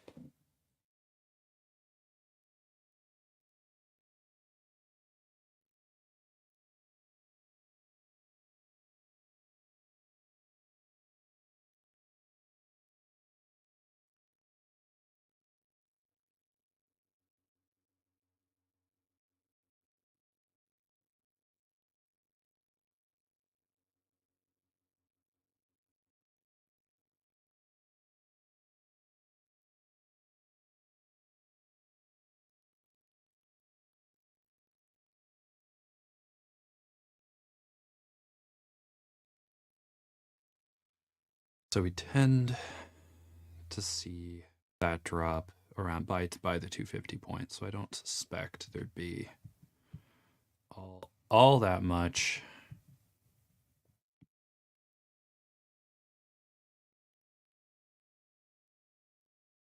Just because.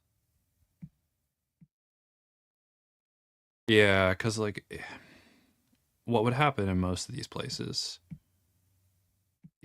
is that the temperature would remain rather stable throughout the year. So I don't think we'd actually see any CWA.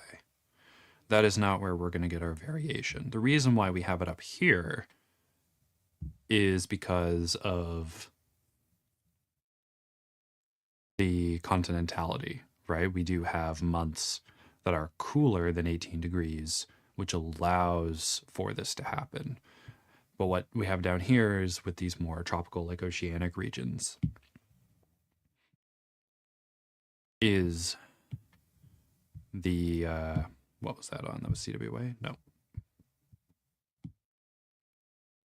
These oceanic regions, we don't have the change in temperature range in order to justify the shift from an AW climate or whatever A climate to a climate. So that whatever that we include in here is probably going to be the CWC is going to be what's breaking it up, which might as well be what we do next.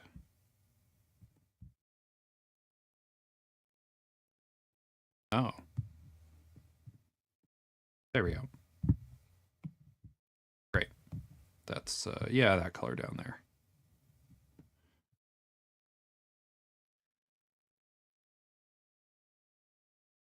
And this is going to happen when we have 12 degrees.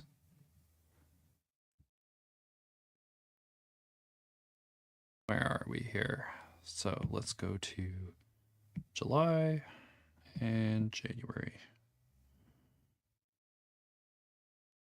So we need it to be above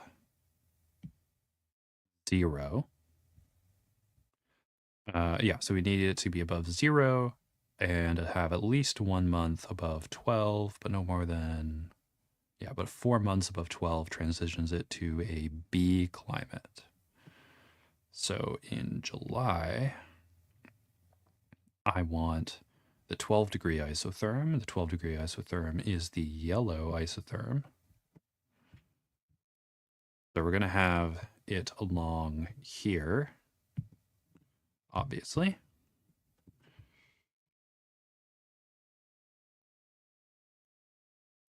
And it's going to be bounding there.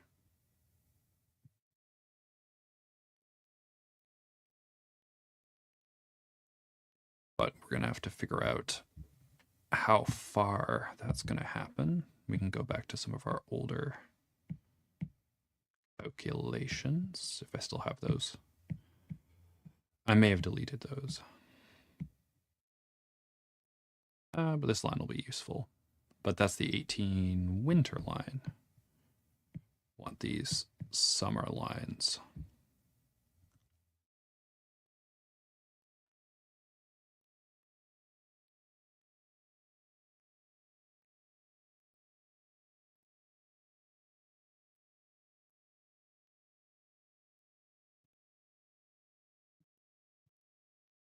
All right, if we have between 22 and 23, so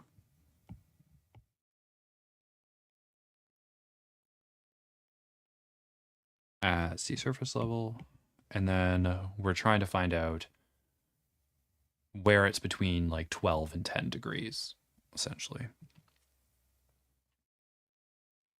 And in order for that to happen for this, we need less than 2 kilometers. But for fun, we can just do 2 kilometers in elevation. If we just take the average, that would be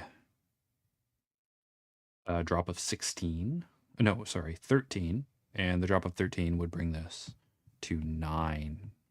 So that would be too much. However, moist air in the summer will be warmer, so the average decrease will be smaller. So we could say that 2 kilometers, depending on what I did a couple weeks ago for these, could work. But the baseline will be 10. I'm more interested in the lower range of where we're going to put it. But 2 kilometers will probably be where the ET kind of ended up. And on the other hand, 1 kilometer, if we just take kind of the base down, that would be, what, 17.5 and 18.5? No. Nope. 17.5 and 16.5.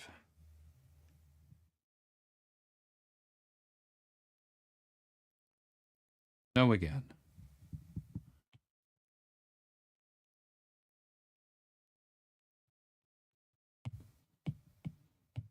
Great. All right.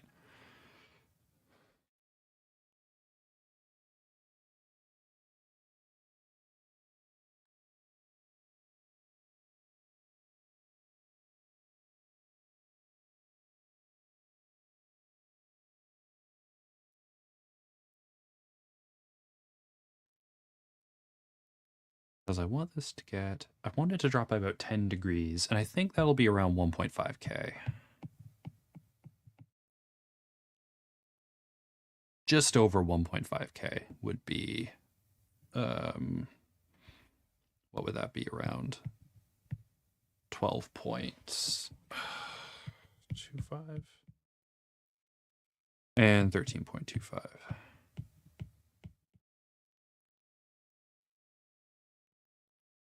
I mean, closer to this 22 line, that makes sense. All right, so if all of this is true,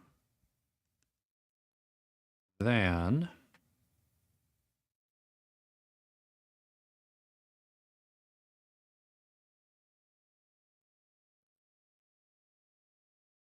yeah, I have to check the winter temperatures. But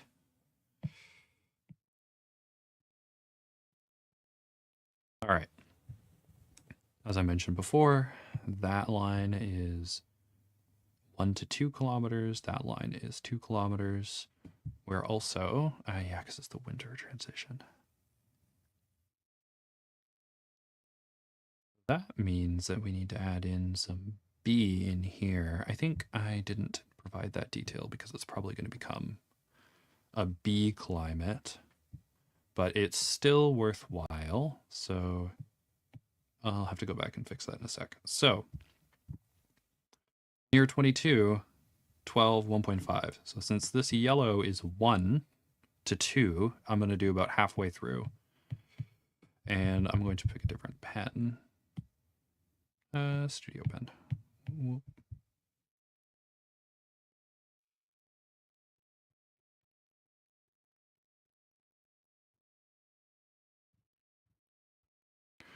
And yeah, I'll just do that for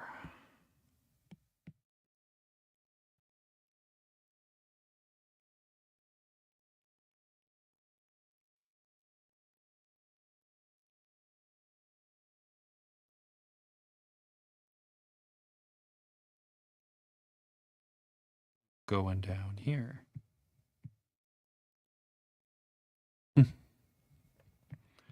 And for the World Building Festival, I was interested in using like horticulturalist hunters because this group is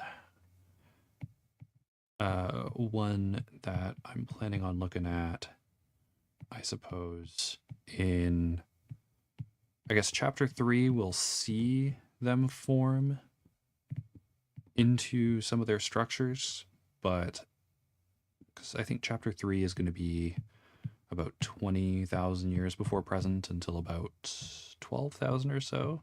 So essentially, it's the migration to domestication.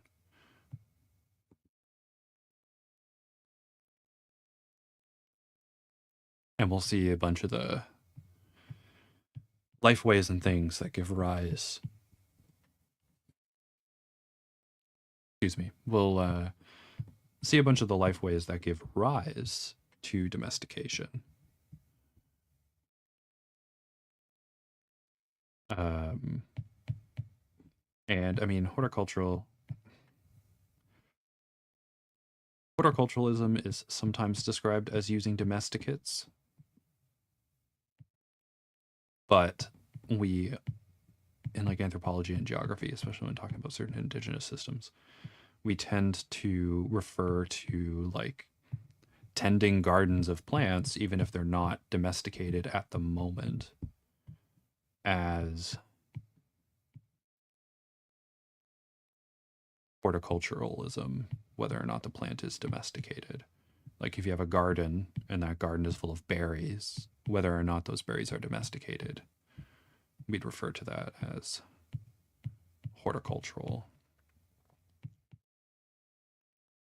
Even though most gardens, like my garden, for example, with, kale and parsley and stuff like that, like all those plants are domesticated. But you can also have a garden that has like wildflowers, and you can manage the wildflowers in your garden. And that would still be gardening, whether or not you're using a domesticate. But yeah, horticulturalists don't tend to get that much attention. Even in, I don't know, like a lot of popular anthropology and stuff like that tends to focus on hunter gatherers and things. And when people are world building, they tend to do pastoralism or agriculturalism. Don't tend to focus on, and even the agriculturalism that tends to be focused on is very specific, right? Like it's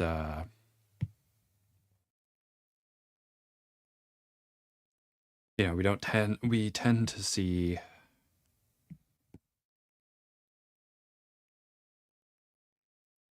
but like rice agriculture, but also like, usually the rice agriculture we tend to see in world building tends to specifically be like a more centralized, organized rice agricultural system and not, a more broken up system, which we also tend to see. It's based on people's ideas of how like a specific kind of rice agriculture, particularly like a Chinese rice agriculture, seems to work. And then we see like a lot of wheat agriculture, something that, we as Europeans tend to be kind of familiar with, and it, has that kind of, different systems for um, rotating different fields and things. So the kind of agriculture we tend to see doesn't tend to be like a more permaculture system or like an agroforestry system, which I'm going to be leveraging quite a great deal. And I hope folks enjoy that. I hope that's fun. I mean, there's going to be pastoralism. I think pastoralism is pretty cool. There's also going to be different kinds of agriculture, but I'm going to prioritize, especially for the group, for the World Building Festival, a more permaculture, agroforestry situation where they have multiple crops growing together, based more on height, because they do live in a tropical area on Arukia. They're in the Eastern Peninsula, in the AW region. And so it gets quite hot there. So in order to maintain moisture in their gardens, especially in the winter, they have trees that they're going to be growing that are going to be in the canopy of their agroforestry. And that canopy is going to make sure that there's retained moisture in the environment. And this is going to be useful because that same, well, the group that starts practicing that kind of horticulture also gets into the arid regions in the interior of Arukia. So they're able to, and even though that region is quite arid, there's a decent amount of water there in the groundwater, and in river systems, because of the melting glaciers. So they've got a lot of moisture in their environment that they can use for the kind of horticulture and agriculture that they develop. Hey, how's it going, Bib?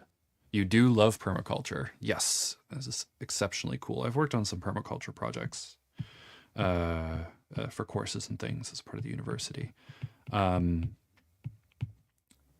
I did say earlier that when you're identifying different species of mammals, like if you find a mammal fossil, that teeth are one way, a very important way that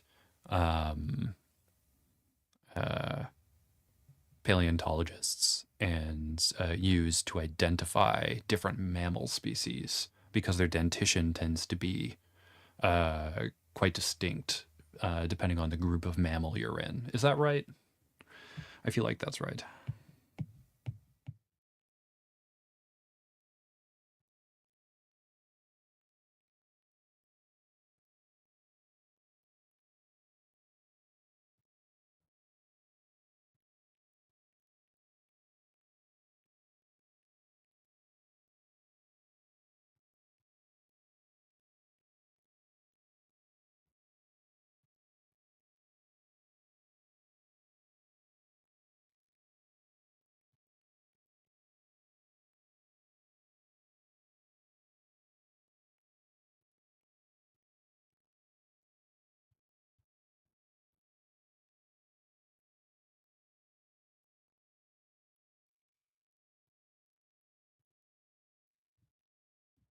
What's going on here? What's happening? Oh, yeah, that's from what I was doing with Zaalea. Sorry, the Taiki.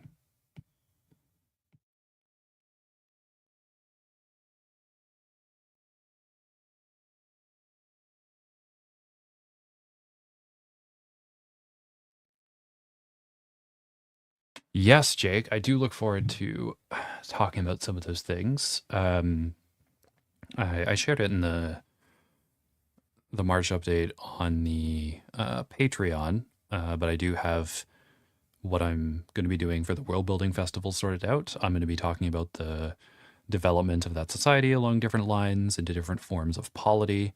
Um, the other thing, I'm also going to be doing climate mapping and talking about human geography with Let's Have a Booba. And we're going to be looking at the Boobaverse and doing the mapping so we can talk about some of those things as well.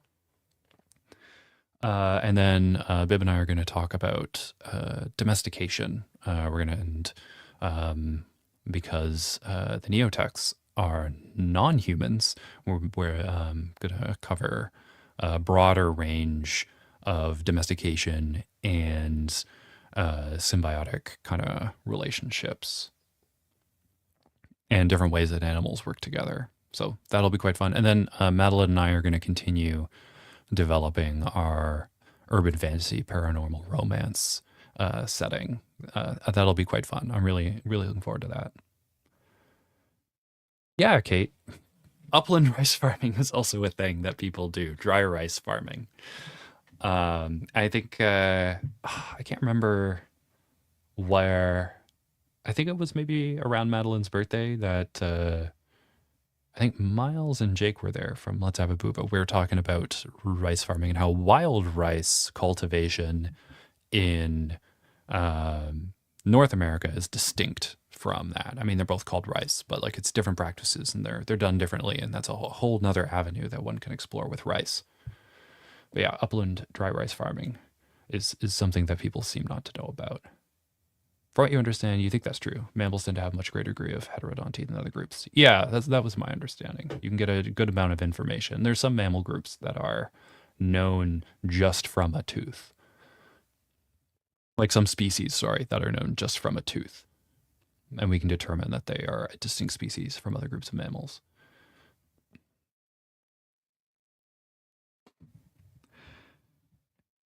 And for the fellows who are who I'm working on for the World Building Festival, who are horticulturalist hunters, their permaculture plots are near the settlements because the settlements tend to be at decent places along the river, which help provide moisture when they need it. Though because it is a sort of permaculture garden, they don't need to be there all the time. They just kind of set up their gardens and they tend them through certain times of the year broadly, and then they go into the rangeland and they hunt and forage for another part of the year. I mean, the system also changes when they do get access to domesticates, like the domesticated Yale, because that allows them to carry more stuff with them. They also have a system where one lineage from each subclan in a settlement will stay in the settlement over the winter, and they rotate who gets to do that. At least in the horizontal and vertical egalitarian lifestyle, they rotate who gets to do that. For the more stratified societies, for the more stratified society, they don't rotate. It's just some groups are more. Some groups stay in the highlands. Some groups stay in the settlements, and other groups are by and large in the rangeland. And the ones in the rangeland extract rents from the ones in the settlements. But the state, the ones that live in the citizen states, have a different configuration as well. But they do tend to have this sort of elite breakup again. Yeah, I can go out a little bit more. It's pretty steep at sometimes. Oh. Later on Domestication Agriculture series, I'm hoping to implement something similar to rice duck farming. Yes, more ducks. I have some dragons that are pretty duckish. I'm excited and kind of geese-ish, so I'm excited about that. Yeah, rice duck farming, very cool. Ugh.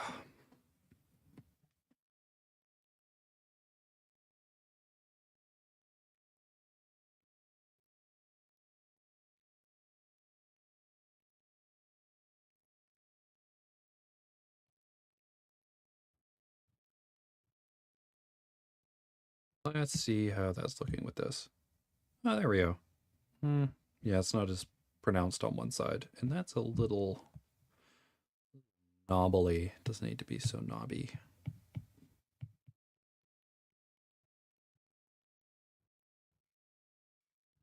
Yeah, so that should probably be a B. It should shift to a B climate as it gets closer to here, or I can have it do this kind of sweep. I think it's because of the 16-degree thing in subcontinental was why that happened. And I may have just been a little overzealous.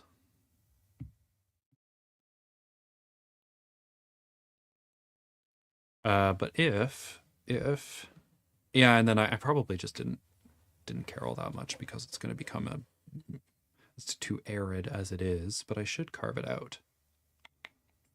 Yeah, I will carve that out. And apologies for clicking. Yeah, because on this side we have the transition, but this is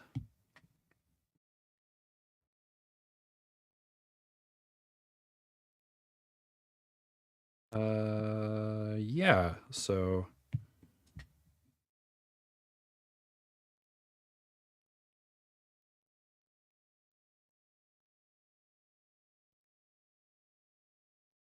when does this fully transition to C?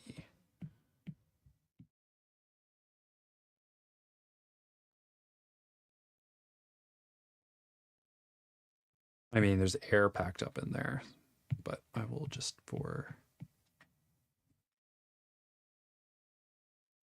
Yeah, I think there's a lot of different agricultural systems that can be leveraged. I mean, people tend to also fixate on grasses, saying that, you need some kind of grass in order to have like a, successful agricultural society, ignoring all the times that folks have developed agriculture without a grass as one of the primary things in it.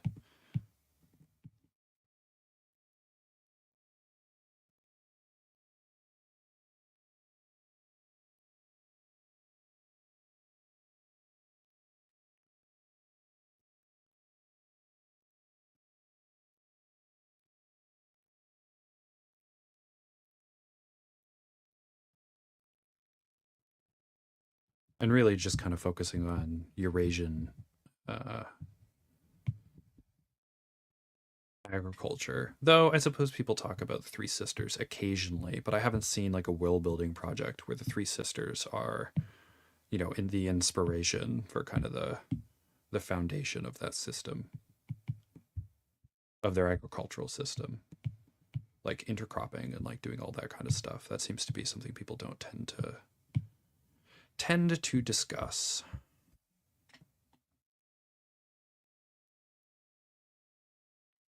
And Bib, your next video is all about domestication, and you've announced that on your whatchamacallit, your posts. So I am very much looking forward to that. That'll be quite fun. I know we've talked about domestication a little bit vis-a-vis chariots and things.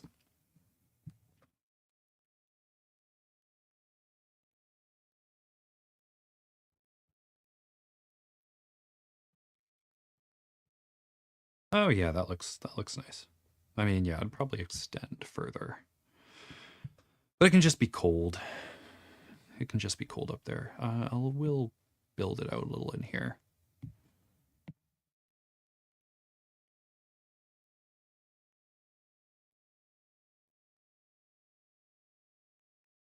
Oh yeah, I don't need to carve it out because it's the base layer. Don't know what I was thinking. All right, let's go back to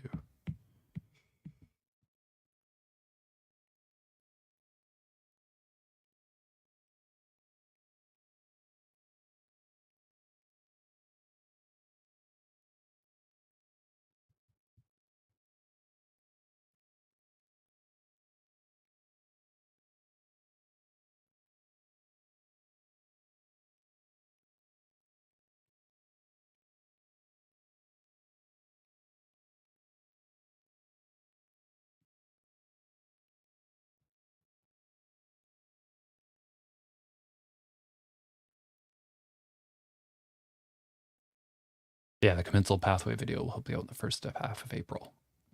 Awesome. Yeah. Well, the way it's going, it looks like middle or end of May for my chapter 2B.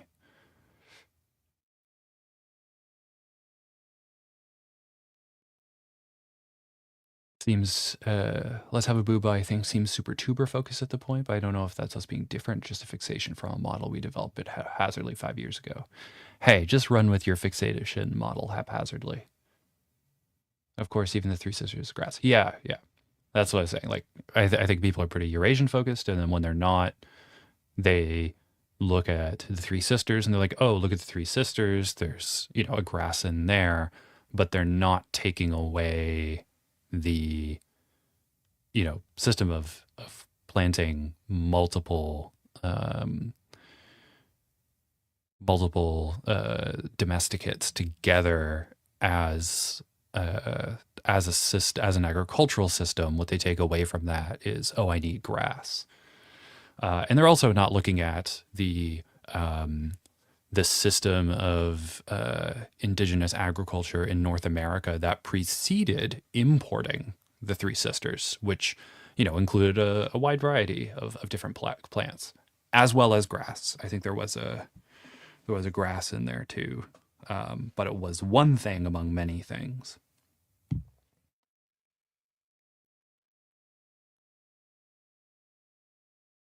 Grass is cool. Not necessarily knocking grass, but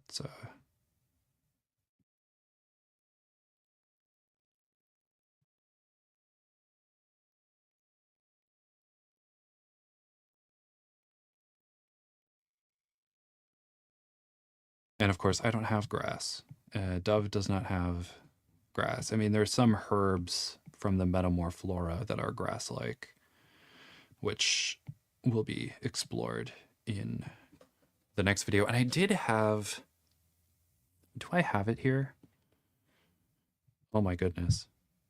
This is something that will be fun for folks. Do I have that layer? I do. Oh my goodness. All right. So this is what the herbaceous form of the prickle plant looks like when we've got, look at that. We've got these little prickle plant berry herb grass looking things that I made.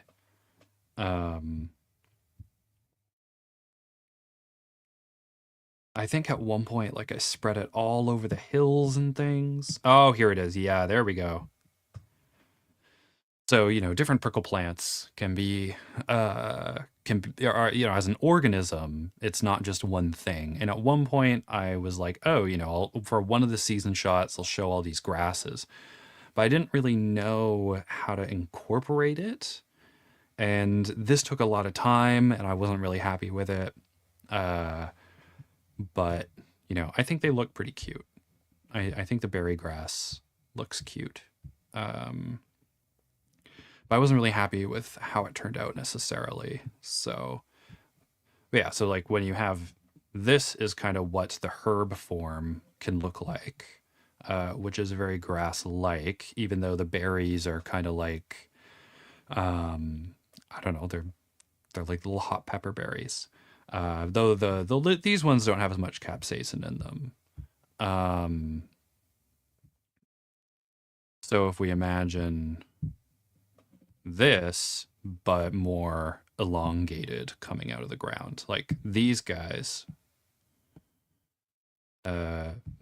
here, they tend to have, they can grow, quite tall and then have these kind of little berry things coming out that look more like corn, I suppose.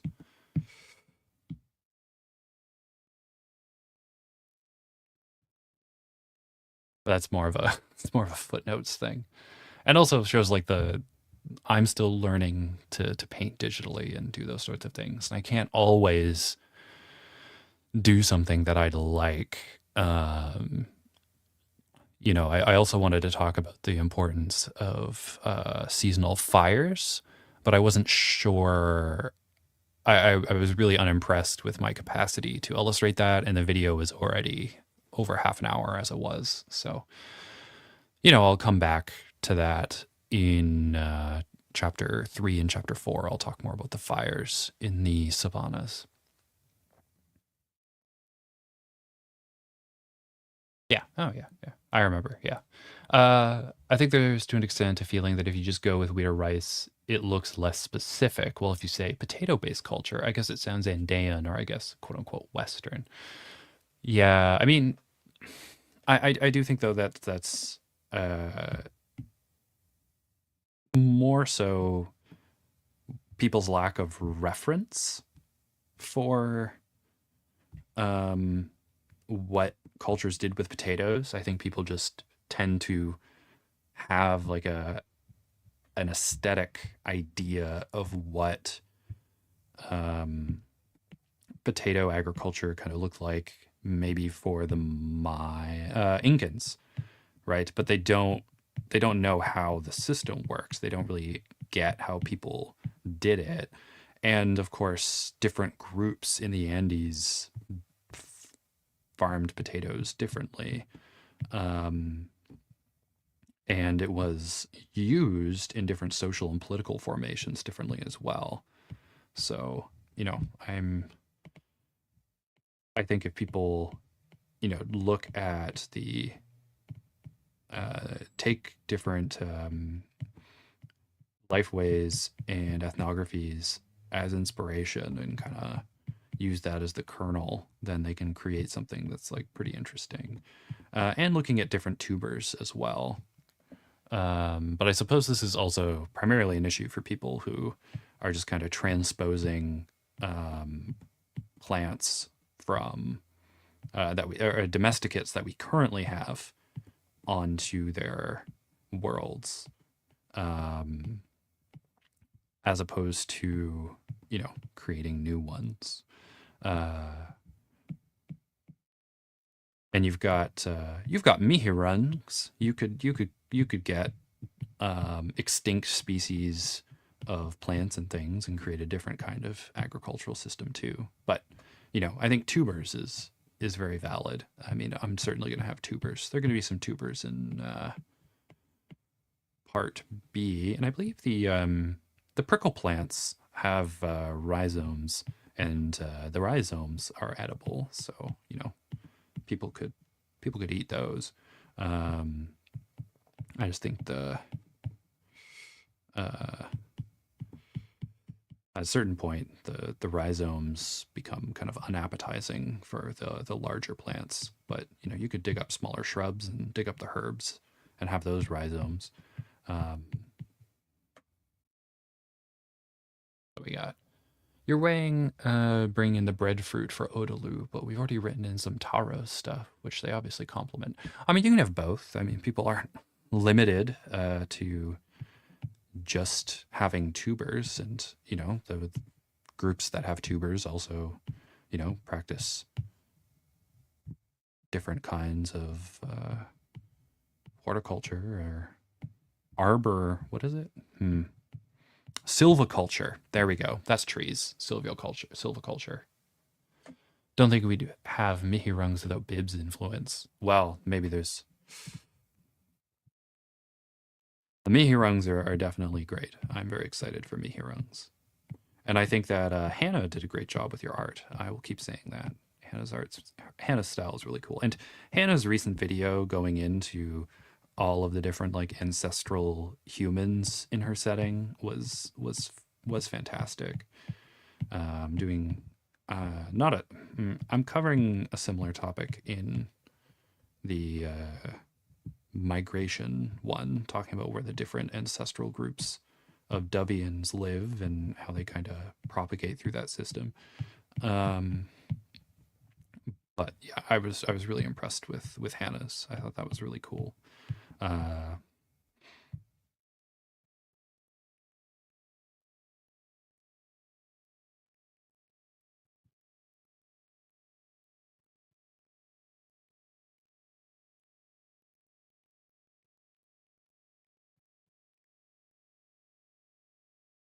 think we're also getting into why are you world building issue with creating a recognizable Eurasian agriculture that the reader viewer doesn't want to focus on. Yeah. I think that's also part of it as well. As if you're doing, I mean, I do think there is also room for people just saying, like, they are farming and then kind of moving on and just not talking about what the farming is. I think that's also fair because, the agriculture in many world building situations is aesthetic, especially if someone's telling a story and it doesn't really have anything to do with the food. It is a superficial choice, which is fine. I mean, people focus on what they want to world build and stuff. Um,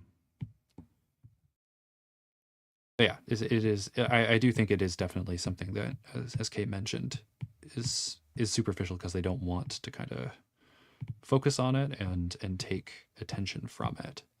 Um, because you know the secondary world may not be the um, focus of the story itself.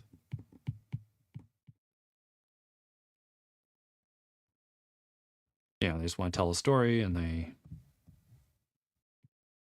the secondary world um, isn't a novum, to use Darko Suvin's term. Darko Suvin is a theorist of science fiction, and he distinguished science fiction from other uh, genres because the plot, the actual conflict, and what's happening directly connected to a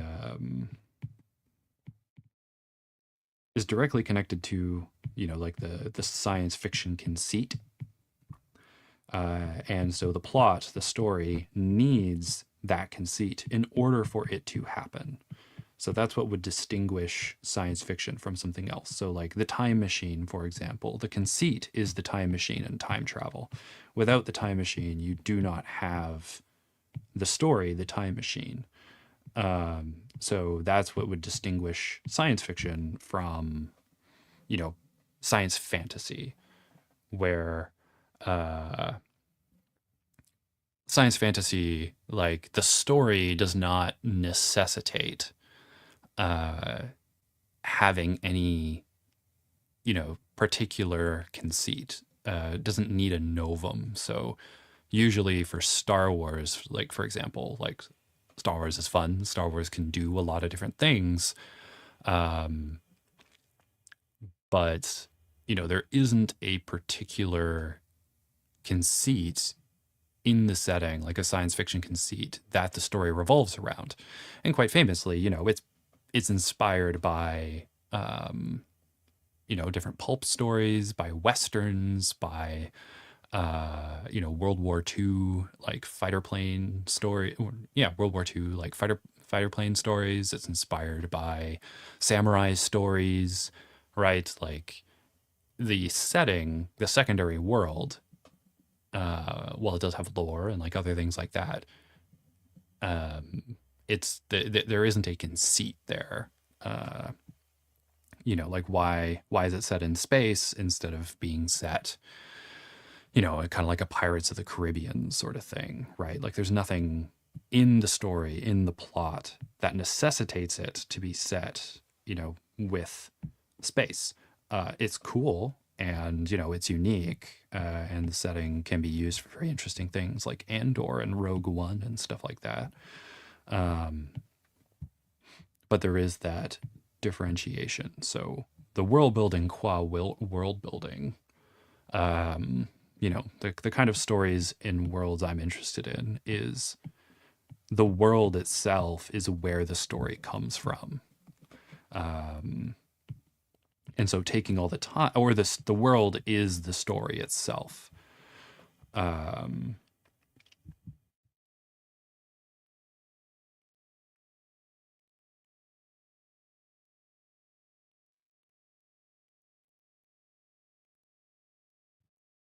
And that's why, I kind of refer to this as social science fiction because, rather than something like time travel or something physicsy being, or like a difference in biology or something like that being the conceit, the driving conceit for Dove and the other stuff I do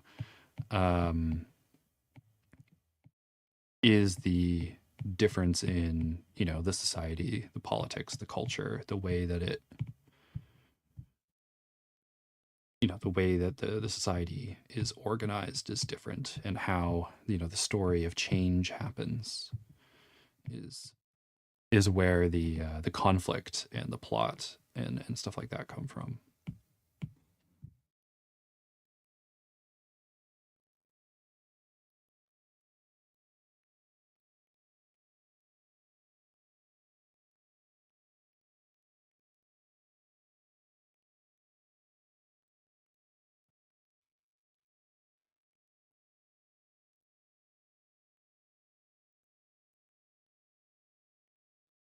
Okay, good. So wondering whether that was old or new. I have to worry about where I was putting my brush strokes there.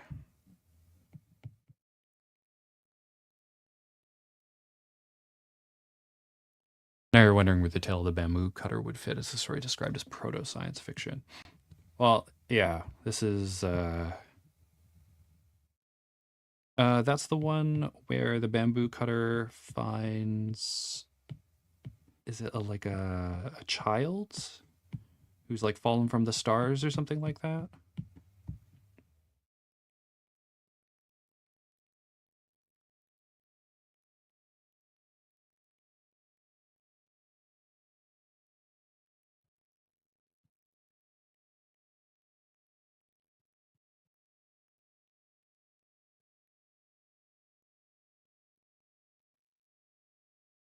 Yeah, the story of the princess Kaguya. Yeah, I guess in Suvin's notion of science fiction, which I think is useful, because it, otherwise, yeah, which I think is useful. I'm not sure if, some of these stories would be considered science fiction as such, or, whether these folk tales would fit more into different kind of genres.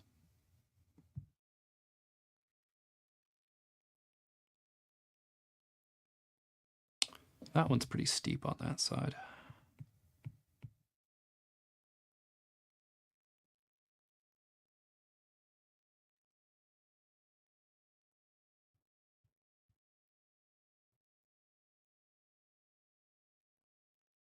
Samuel R. Delaney says something similar in an essay about how Kafka doesn't care why Samsa became a bug, but SF would care. It would remain a mystery, but it would have addressed it. Yeah. And that's kind of the, the actual mechanism for him becoming the bug, and that would be the point of conflict that would have some influence in the story. Yeah. I definitely agree.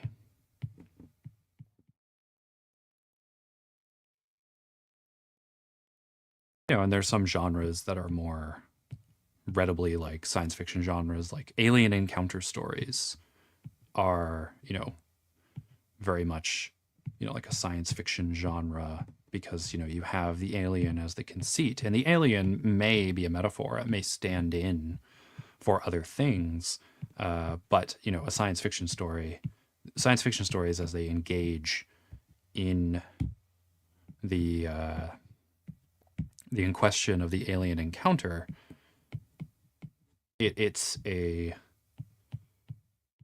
it acts as a novum. It is what is pushing the story, and it generates the conflicts that the characters have to engage in.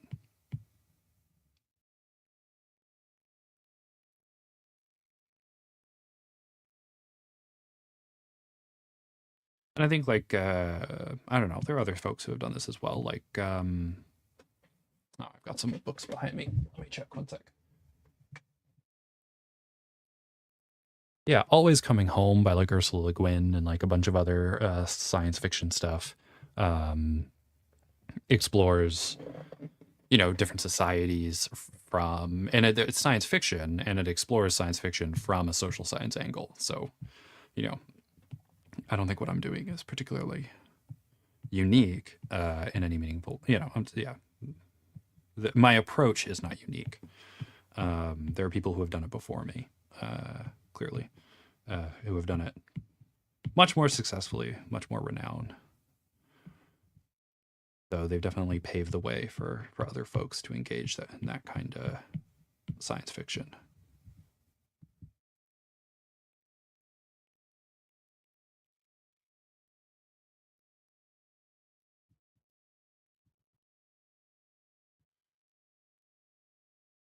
And this is why, I don't know, sometimes folks point to like some sort of Greek myth or something like that as being science fiction. And it's, and maybe this is the case for the bamboo cutter, but then I would respond that like, well,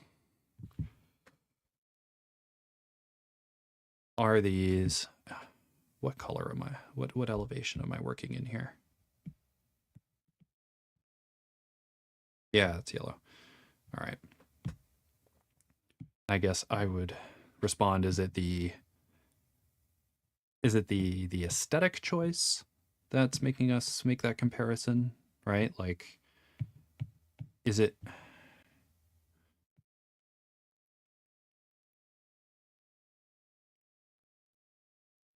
yeah, maybe I'll just make it connect. I don't need to.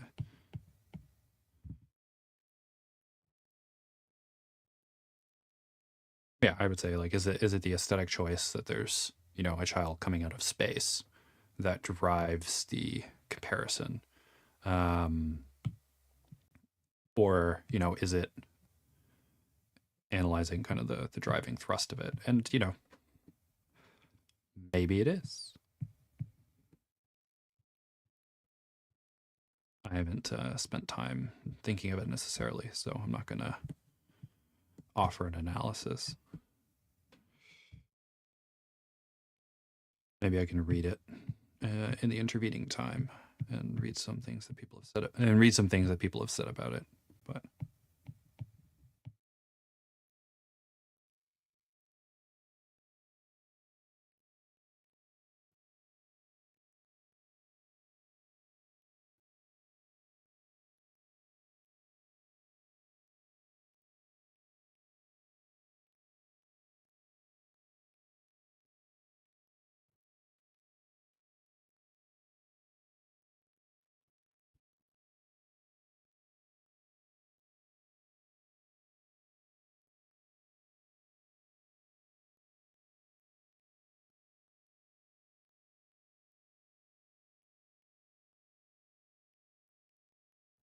no, that's a B.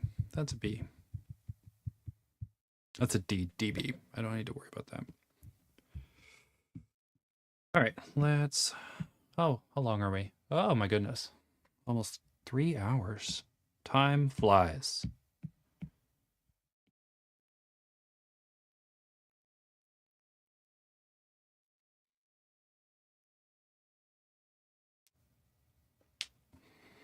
Honestly, thinking about what it looked like before with how smooth, um, this transition was here and here, I think that looks much more decent.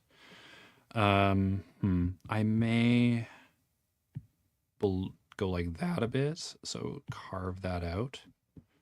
I think that may be, yeah, so maybe create more of a, that one's fine as it is, but that one may be carving it out a little bit more. Just what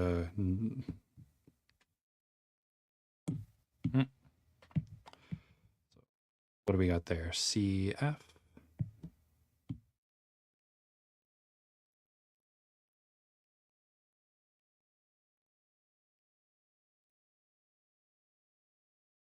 Oh, I mean, it may still be CF, but it would be CWA instead. Would that be odd? Hmm.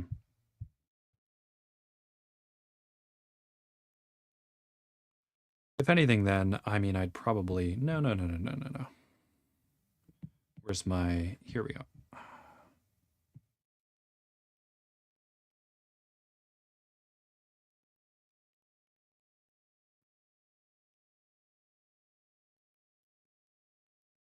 Yeah, and then I may expand some of this stuff out, just to, or not. Yeah, that'll be something to consider throughout the week. I come back next time. All right, and then what else do we do? Carved these bits out, and then really distinguished and laid down the southern humid climates. So we've, and then this will probably have to change, because that probably goes like this to some degree. If we're looking at January,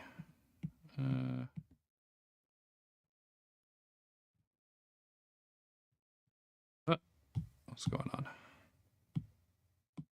It'll probably go like that. Yeah, so we'll probably have to pull back the AW from that region.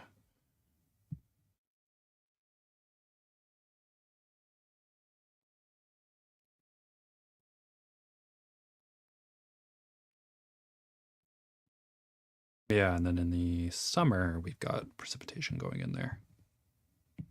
Okay.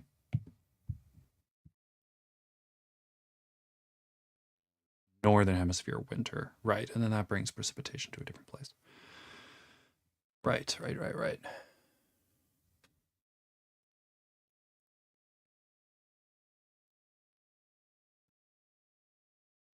I may work on it a little bit afterwards. I think I did that last time to kind of clean up some of the D stuff before I came in.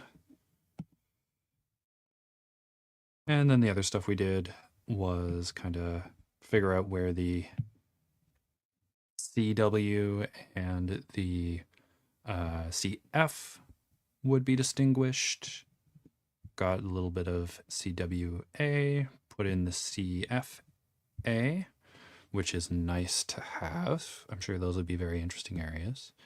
I do like how there's like these twin valleys coming through here. They're going to have their own major river coming down, and I'm sure there's going to be a bunch of interesting interactions between these folks and these folks, both between them and also up and down river. I think that'll be interesting. And then we also carved out the A region, and what I like too is expanding it over here. There may be an argument to extend it a little up here and over here,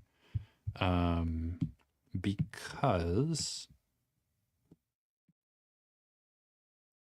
it's in the winter. We do have the 18 here. However,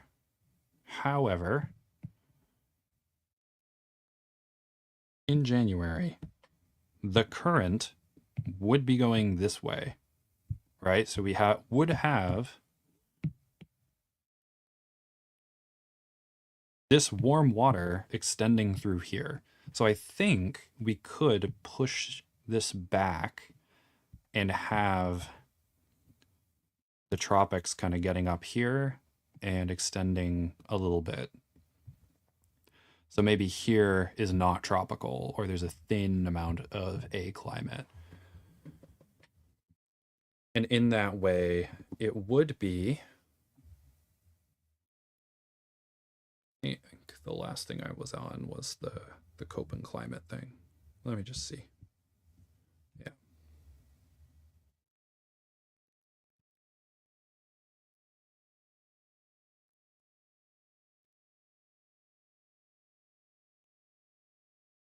But I'm thinking like a very thin amount of B climate, like down here in southern Brazil, you've got just a little bit of rainforest sticking out in the bottom there. It's kind of what I'm thinking. What is it? Climate of Brazil.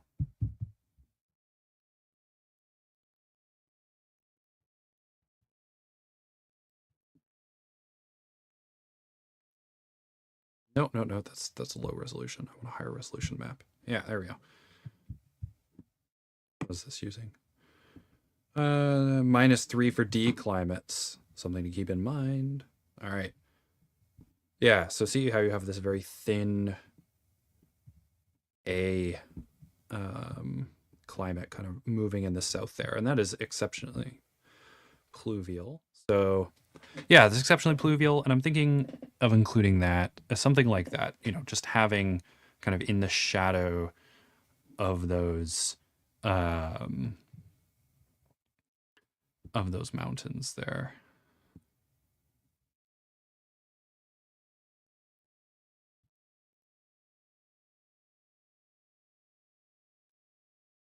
Yeah, so let's see here.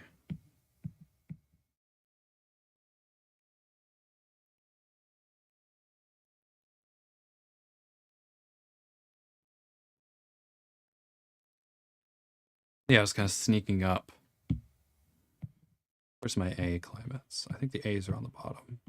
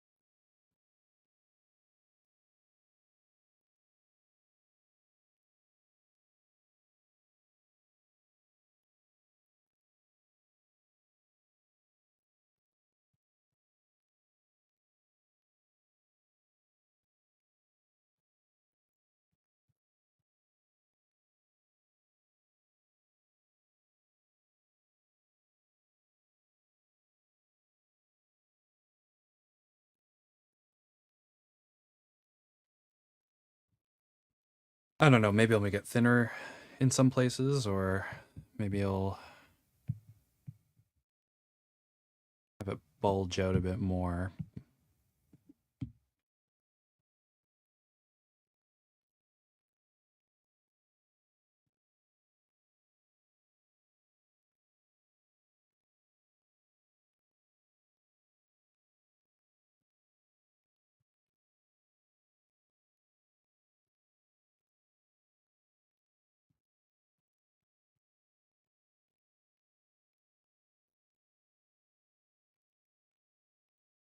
And of course, it'll be an AF climate, not a...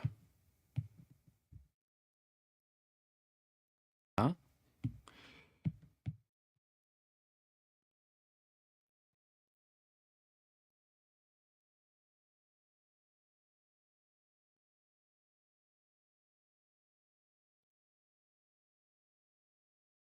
Oh, huh, that's funny. All right.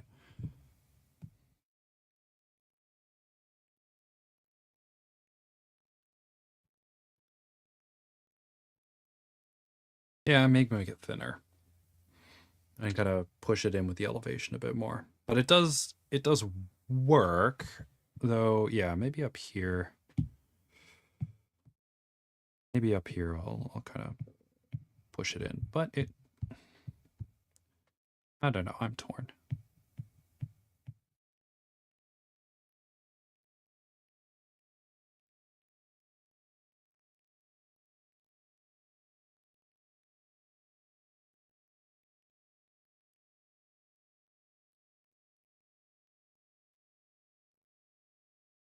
We'll see.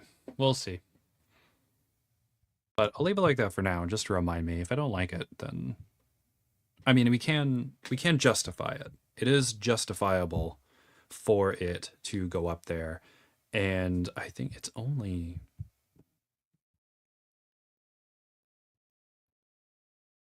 Zero... Yeah, 0, 15...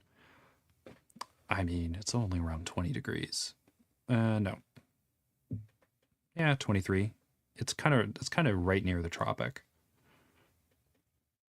So I can justify it, and Zaalea is going to have it further north just because of its position.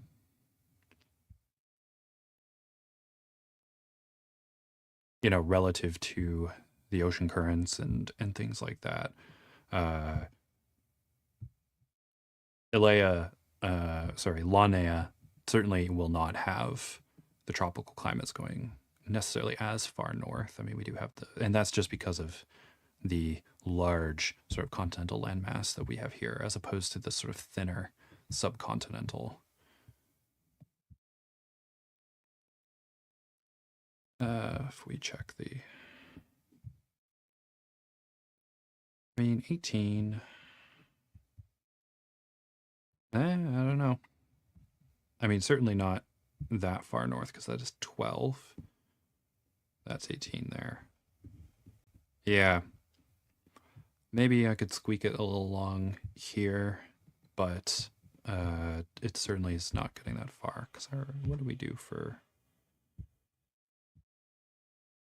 Yeah, so.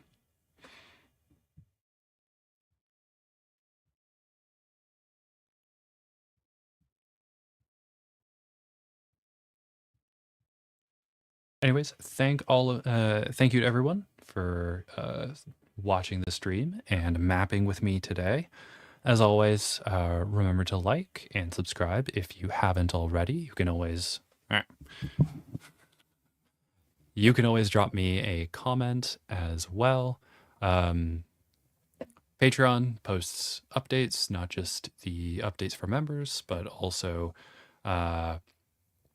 all of the updates for when the streams are happening and when I'm doing things with other folks as well. So if you want to sign up for the Patreon for free, you can do that too. And yeah, thank you everyone for mapping with me today in Lands Unknown, and I will see you next week. And stream.